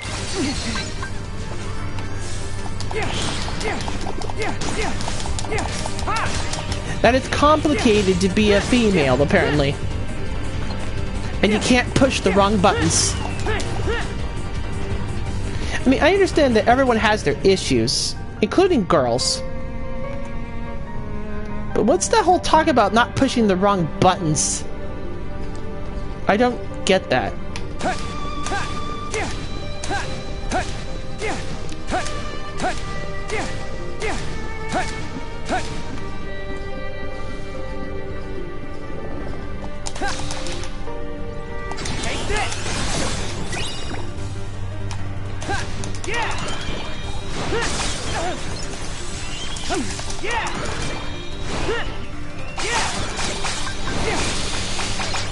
Okay, I think I'm done talking about this stupid train wreck.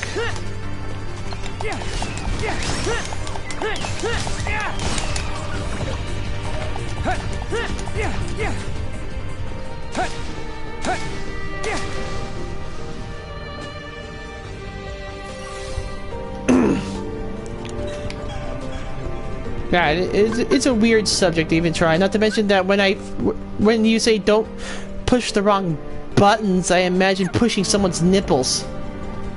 Like, I'm legit. I don't know why my mind goes to sexual every time, but it just does. So I imagined Rox is pushing on Shion's nipples, and she's a girl. And I'm like, bro, what? The fuck is the matter with you?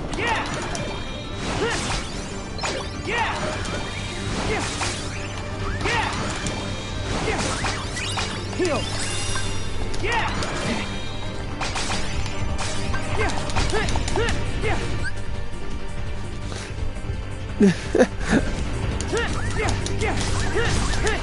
Dude, IDK, what's wrong with my brain sometimes?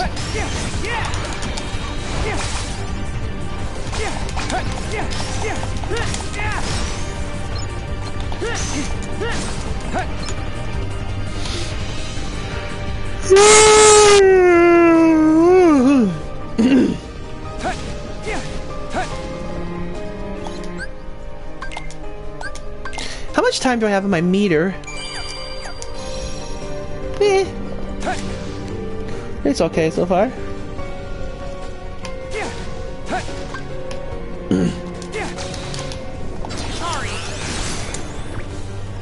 Okay, let's talk about the next game. Kingdom Hearts Birth by Sleep. Which by now we are Kingdom Hearts Chain of Memories, Kingdom Hearts 2, Kingdom Hearts Coded, Kingdom Hearts Birth by Sleep. We're on the 6th game. That yawn was really loud on the mic for some reason. I don't know. I can't hear it. Let's talk about the next game, which is number 6 in our list here. Kingdom Hearts Birth by Sleep. Which was originally made for the PlayStation Portable. Hey, you ever wanted to control a game? But you would have to play 3 different games at once? Because you have to play 3 different protagonists? And did you want to play 3 protagonists who you don't even know who they are? And they're just being brought out in left field, it seems like? In a game that's set 10 years prior to the first game. 10 years! 10 years. Before the first one. This is how the Kingdom Hearts Birth by Sleep is working here. You could take control of one of 3 protagonists, which means you have to not only play 3 games. Out of characters, you don't know they exist. You never knew they existed until now, but they're here. And now you gotta figure out what happened. And these characters are... like I said, you've never seen them before. Only one of them looks vaguely familiar because they resemble the guy. They resemble the main character from 358 Days Over 2.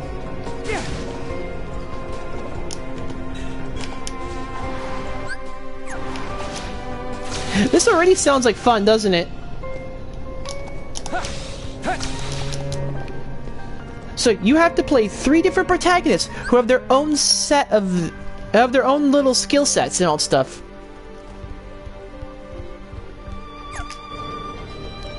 And you have to and you can only go through each story section in chunks, and in order to actually understand the full story, you have to play all 3 games. Which require like 3 different save slots already.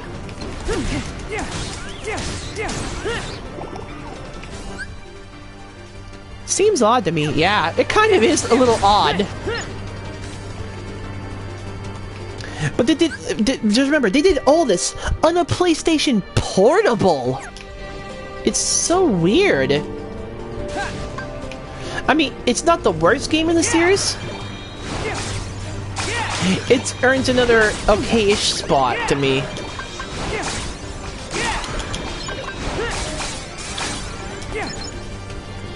I mean, you'll see a lot of this stuff later, but holy crap.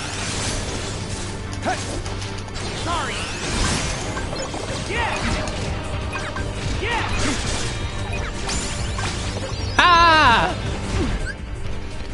That is very weird. I know, right?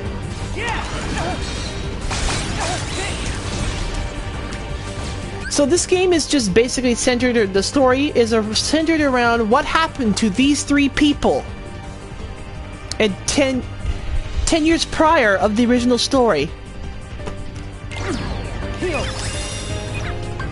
And since these 3 characters are not in the original story, you know something bad's gonna happen at the end of it all.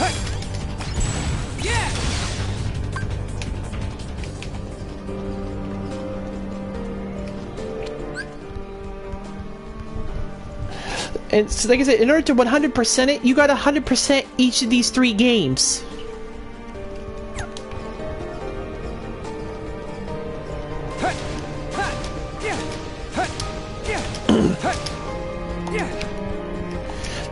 Now, the game itself is not exactly that bad. It just sounds bad on paper.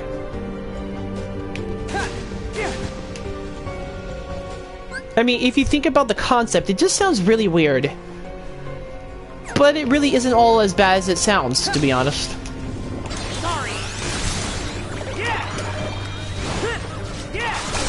I'd actually take this over 358 Days anytime, to be honest.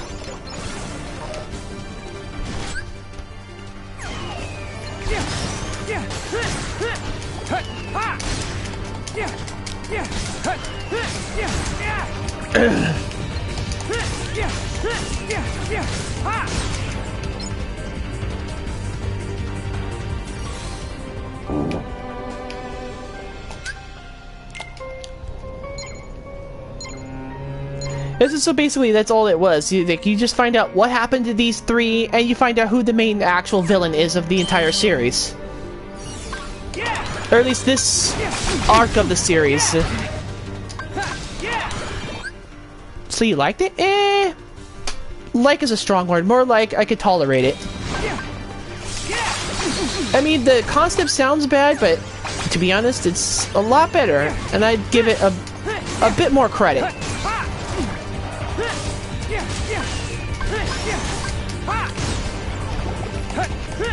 But after a while, this story does actually start to get convoluted. Each game you go down introduces something new, and you're like, what?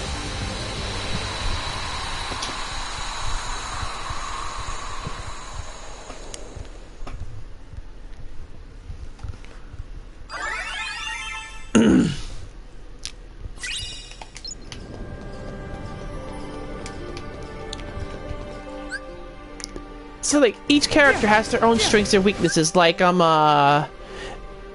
got this powerhouse character called Terra. He's good with strength. Unfortunately, his speed is not that great.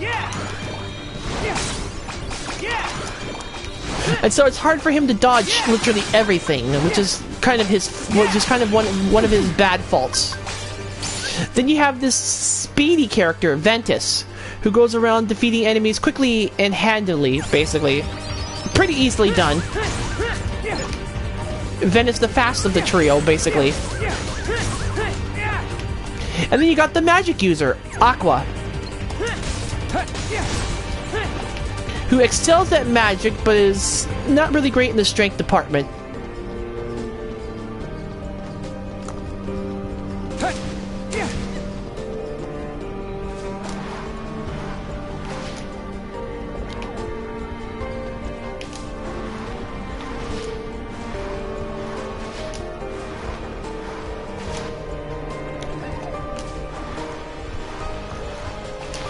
And you have to like complete each challenge as each of the characters, which means you have to like literally try to figure out what is the best way to do each boss with each character. Now, not everyone takes on the same boss.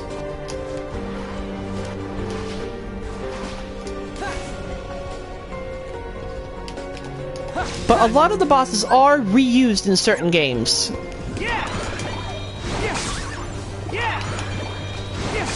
And if you're in the extra area where you fight in the arena, they all take on the same things.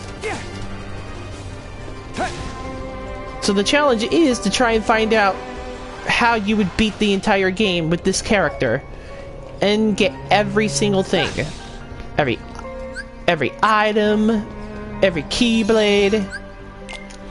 You're even given this. Even your mode of attack in this game is called commands, similar to this here.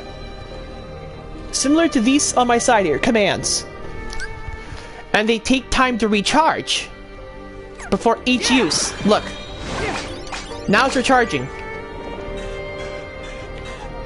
Kingdom Hearts Birth by Sleep came up with this.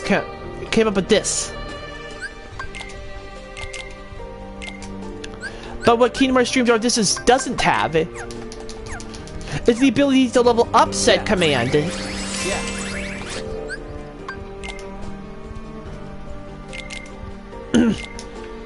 Where you can level up to a certain level.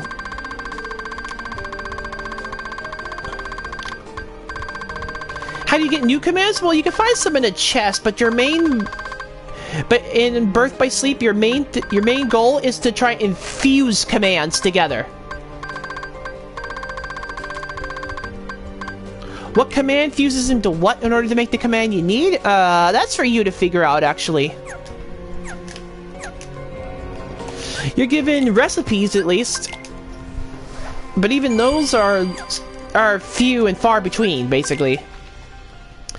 So basically, your main mode of attack, you're going to be trying to figure out and meld together, basically, what you need. It's easier than it's harder in that game than it is in this one. You're just all in this game. You're just handed commands. That's it.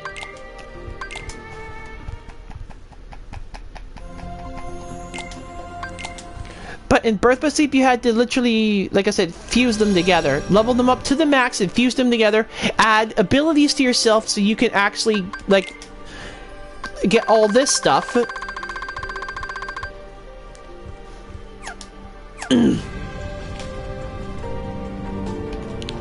And you would get that through through synthesis crystals that the enemies in the game would drop.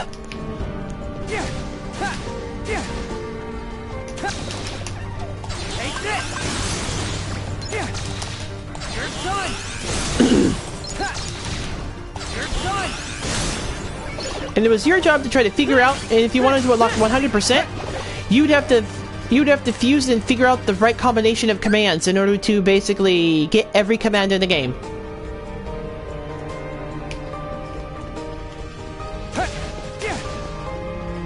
This sounds like it would take a long time, and it did. I literally went on stream 3 different times to try and complete 100%, to completely 100% the game. And some of those, I think some of those took hours to do. I mean, I used a guide to help me to figure out how to, you know, get the best results available, but still, it still took me like over 2-ish hours every time. Because not only then would you have to fuse the command, but you lose the commands you were fusing. So basically, that comes the new command, and you have to rebuy the old commands to be sure you can fuse them later. And this in itself, because when you buy the commands, you have to re-level them up again, so this in itself would take a while. How do you level up commands? You battle enemies, of course, like this. And you regain CP, command points.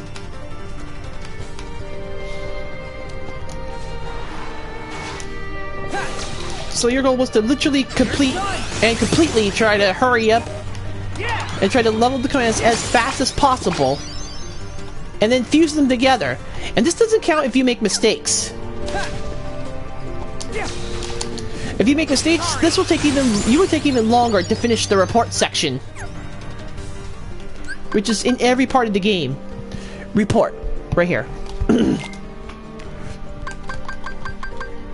Your goal is to complete this every time.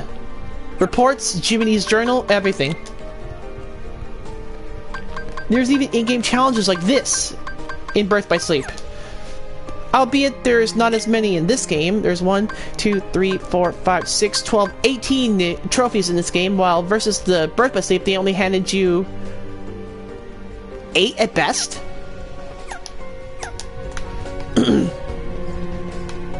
But there's a reason why that game took me so long to beat. Like, let's see, how many videos did I take to finish that damn thing again? Let me see for a sec. No, go back here. Birth by Sleep, 138 videos. 138 videos in total. That's still the most videos I've ever posted for an entire entry.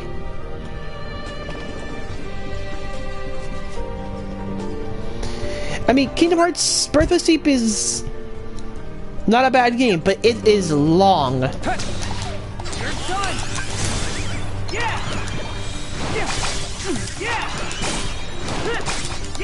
Like I said, I used a guide to help me figure out how to finish up the command issues. Yeah, that is a lot. 138 videos.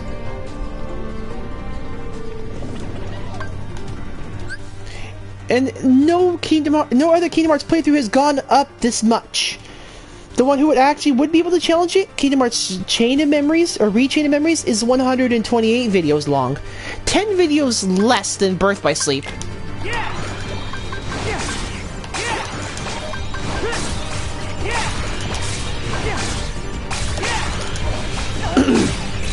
I mean, even it takes me a certain amount of time to go through some of the story.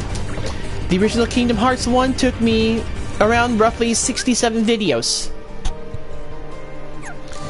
Kingdom Hearts Chain of Memories took 80 for the first game, 40 for the second game, totaling 120 videos for each game, but even then, it never went past the 3 digits.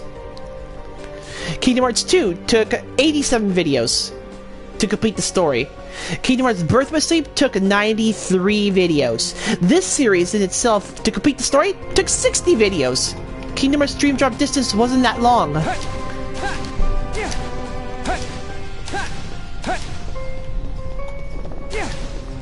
At Kingdom Hearts 3, 37 videos.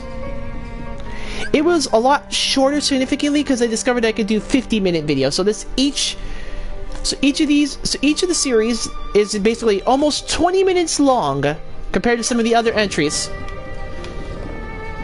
At Kingdom Hearts 3 was like 50-ish minutes each episode, so that's why it took a lot less.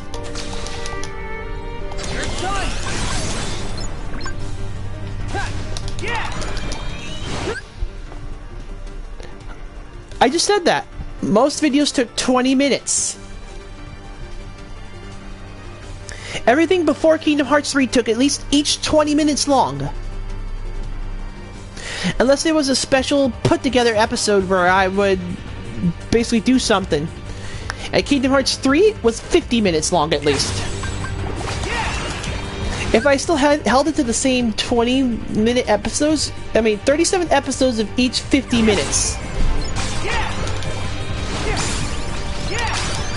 I'm not really willing to do that math.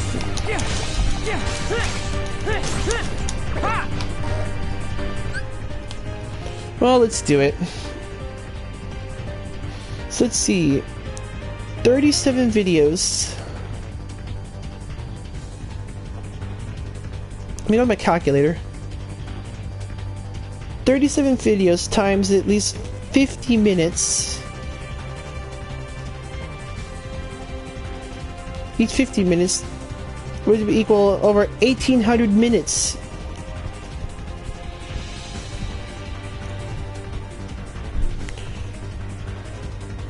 Okay, just about like around his 70-ish episodes. And that's basically, and you can't even add that accurately on a calculator too, because you know, I asked that and then you answered, so I was like, lol. Yeah, I know, right? You can't even accurate that because 60 or 60 seconds in a minute, but the calculator goes up to 100. So you can't even accurately add that together. So it gave me like 90 something, so I'm thinking around 70-ish episodes at best. After I take out the extra 40s sometimes. So it would have been right in between Kingdom Hearts 1 and 2, basically.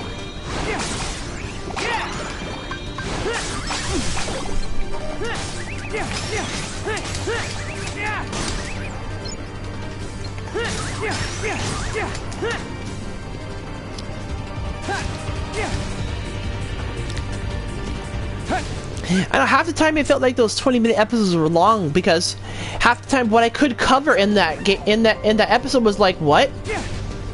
I did so much and that was only a 20-minute span? Really?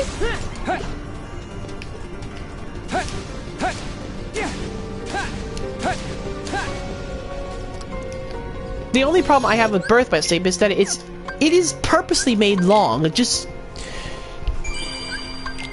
so you could keep replaying it. Oh yeah, and I keep forgetting to talk about critical mode.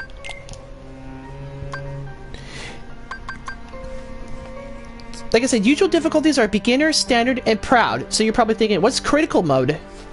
Critical mode was added in Kingdom Hearts 2 Final Mix. It was added as an extra challenge, basically. Extra challenge to what you already were dealing with. In proud mode, you were dealing normal damage, and enemies were dealing double damage back at you.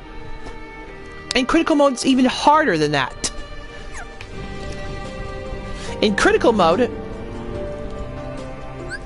you're dealt with limited HP. You deal half damage. Enemy deals 2 times damage.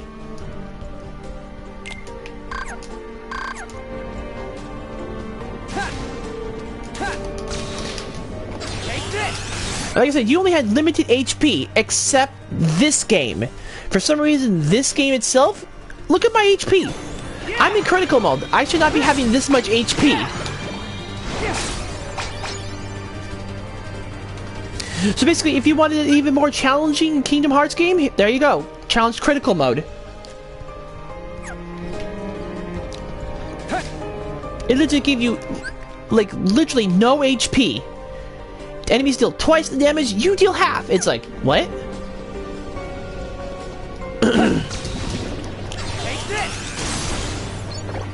Tetsuya Nomura laughs at your failure.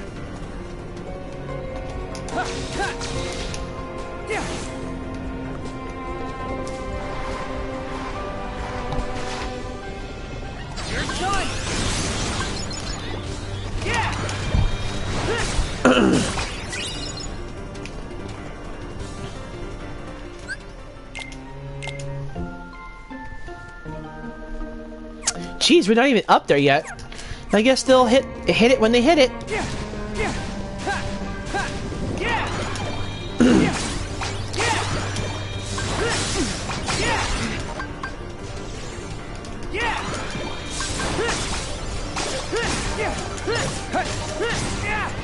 Like, can you imagine playing a game mode like that, where the odds are so stacked against you? Sorry.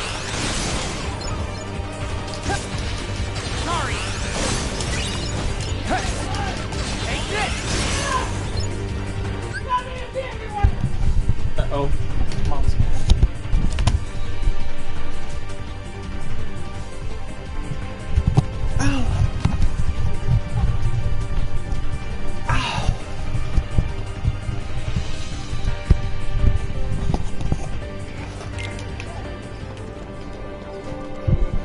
Like, that might get frustrating. Yeah, it does, actually. It gets seriously frustrating after a while.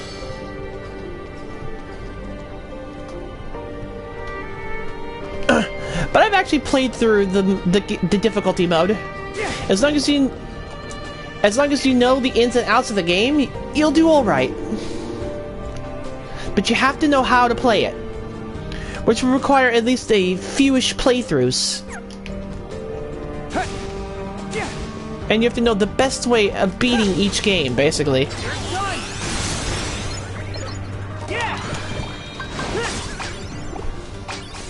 Yeah, I don't know anymore. I tend to ignore all that crap.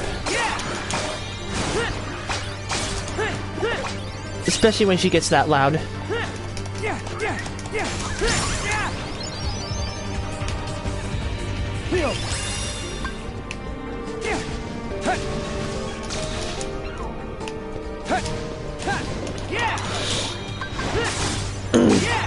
Yeah, it's like I said, as long as you know what you're doing and what's coming, you can deal with it appropriately. But you have to know the ins and outs of the game before you challenge a mode like that.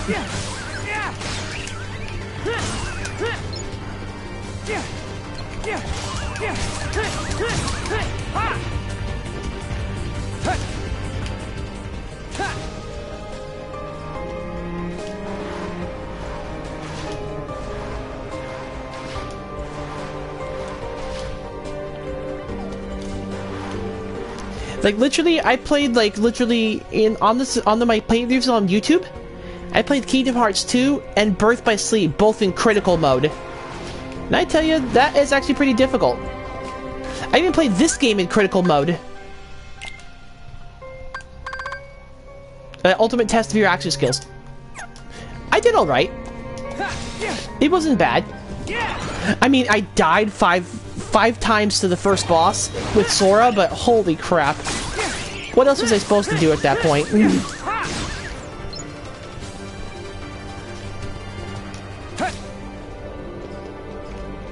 I mean, I got through it. It was okay.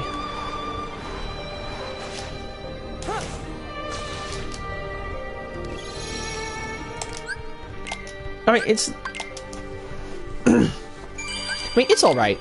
This game mode's not the worst thing I've dealt with. Trust me.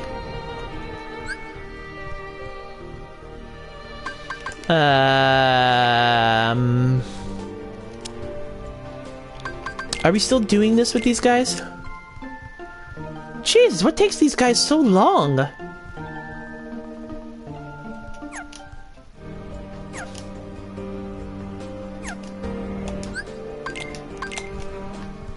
At least you got through it. Yeah. Like I said, you have to know the game inside and out. You have to know what's coming and what the enemy can do before you even think about challenging a mode like this. The hardest boss in this on critical mode in this game is the Wargoyle, Sora's game. And he is hard, but after a while, you start to know what to do. And it starts getting pretty easy once you can know how to deal with things. You just gotta know.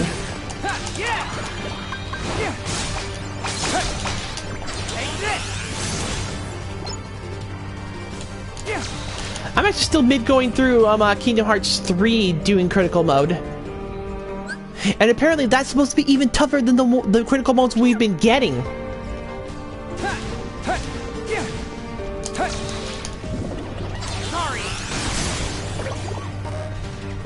Like, I wasn't... At the beginning of that game, I wasn't even trusting anything. I still got the streams on there on the game to prove it. You can see me how much I was dodging. I'm just like, bro, what? It's supposed to be even harder. How am I supposed to deal with this?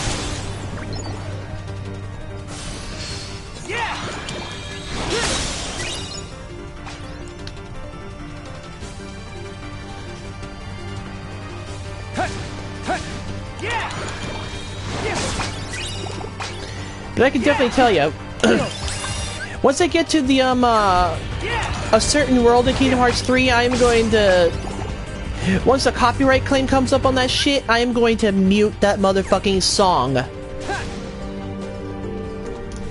Because it is locked hard on YouTube. And I'm sorry, but I'm going to mute that motherfucker.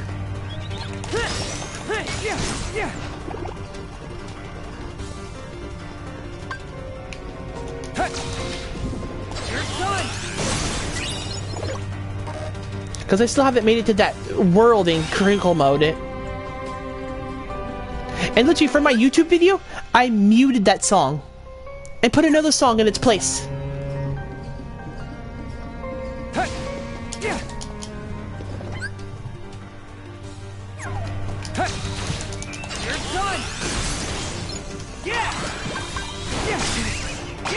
Oh, it's the song called Let It Go.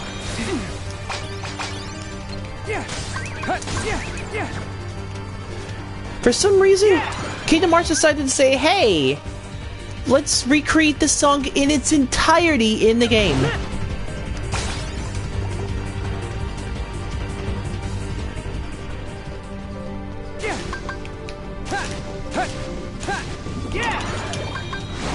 Because that won't create copyright issues with YouTube.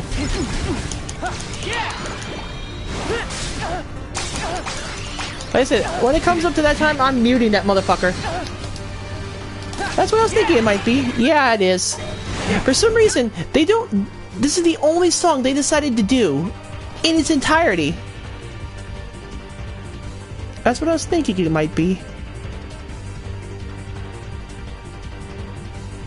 Yeah, I know, don't worry, I wasn't even thinking about that.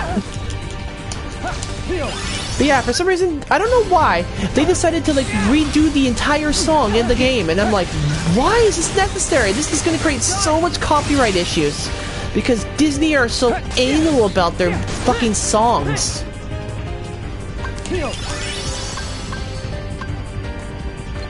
Oh. Someone's still alive.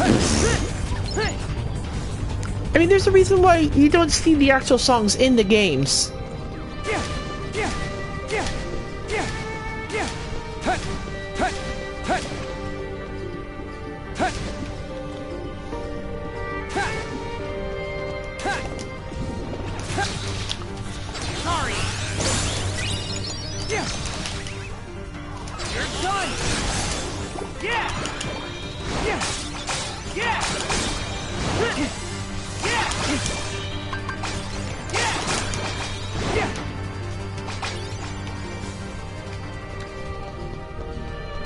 So like I said, when it comes time for that video, that stream video, I am going to, when they give me the option to, I am going to completely mute the song. Because they always give you an option to mute it.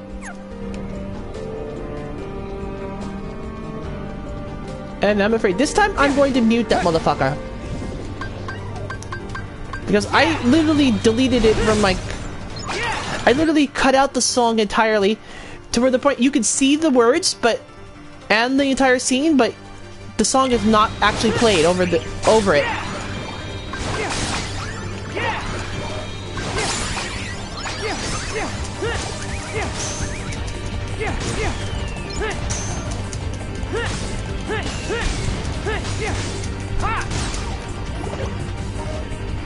What time is it? Oh! We're already hitting 4 hours, huh? It's stupid that they put copyrighted music in a game. I mean, it's stupid enough. I mean, it's just plain stupid to enforce this whole copyright things on people that advertise your game.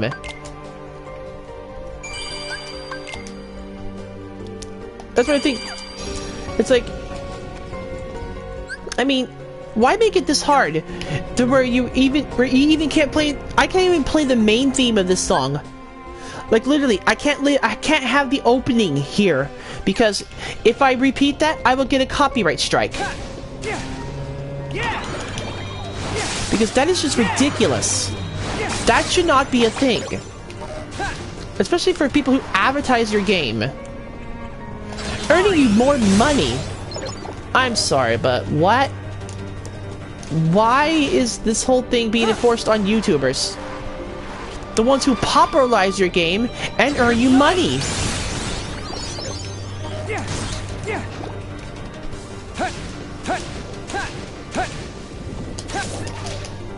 Sorry. Yeah.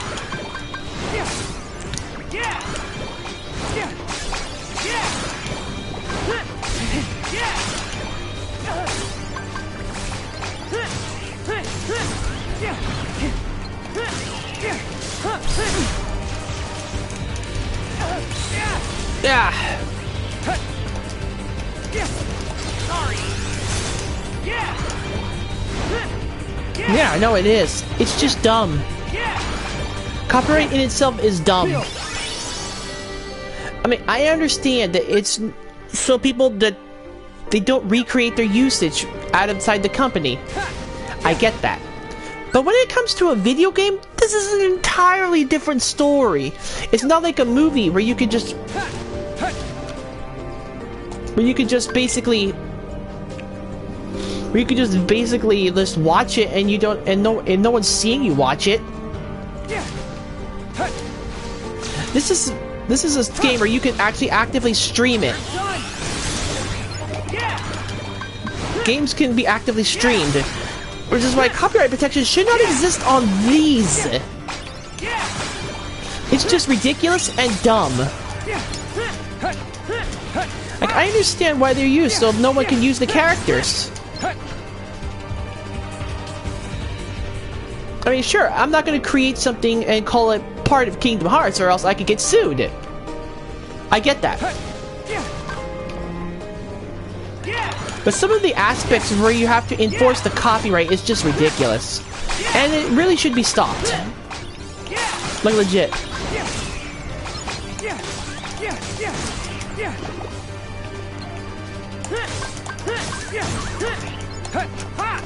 Not to mention that they're trying to actually make it a felony now. They're actually trying to make infringing copyrights a felony. To the point where if you actively play a game and you actually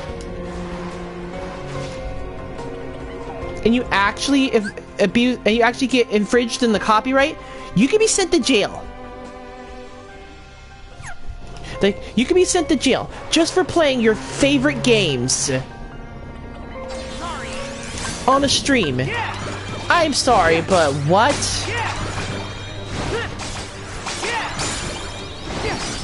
What is this? I mean, what nightmare world did I wake up in?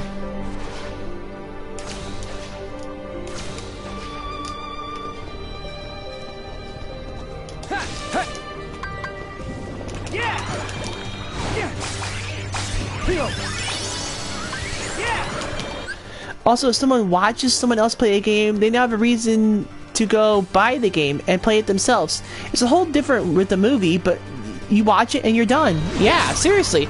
I can understand why there's some differences between movie and games. But you should not actively enforce this on your audience if they're playing a game. I mean, sure, if they infringe upon the copyrights and try to use your characters, then yeah, I say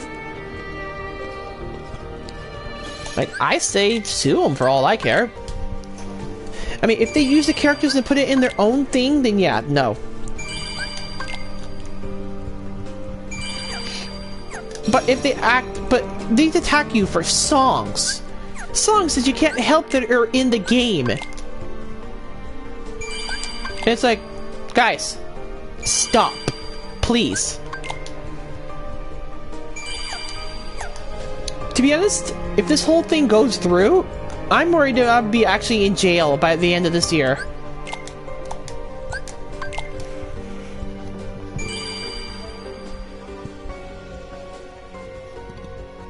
Or if they try to claim the game they created. Or if they try to claim they created the game. That should be sued for it. Oh yeah, definitely. If they say that this is their game, yeah, no.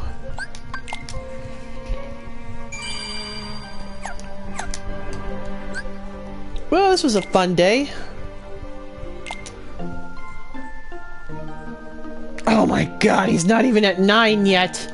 Are you serious, Pricklemane? Stop being a douche.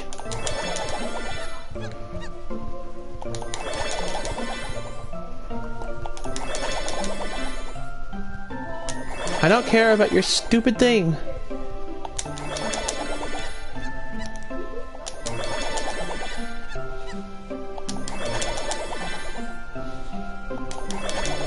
There we go. Shit, man, that took too long.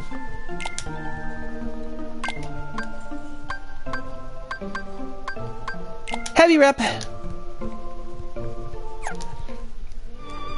But yeah, we'll talk about more of this next time, but it's because it's this time, my time for the stream is already up.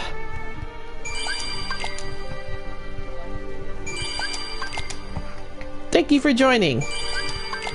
This was kind of a ranty-ish episode. Hope you guys don't mind. I mean, well, there's usually nothing happening on the screen other than me trying to complete this game 100%. So it's good to have something to fill the time. Until next time, everyone, have a good one. Thank you for joining.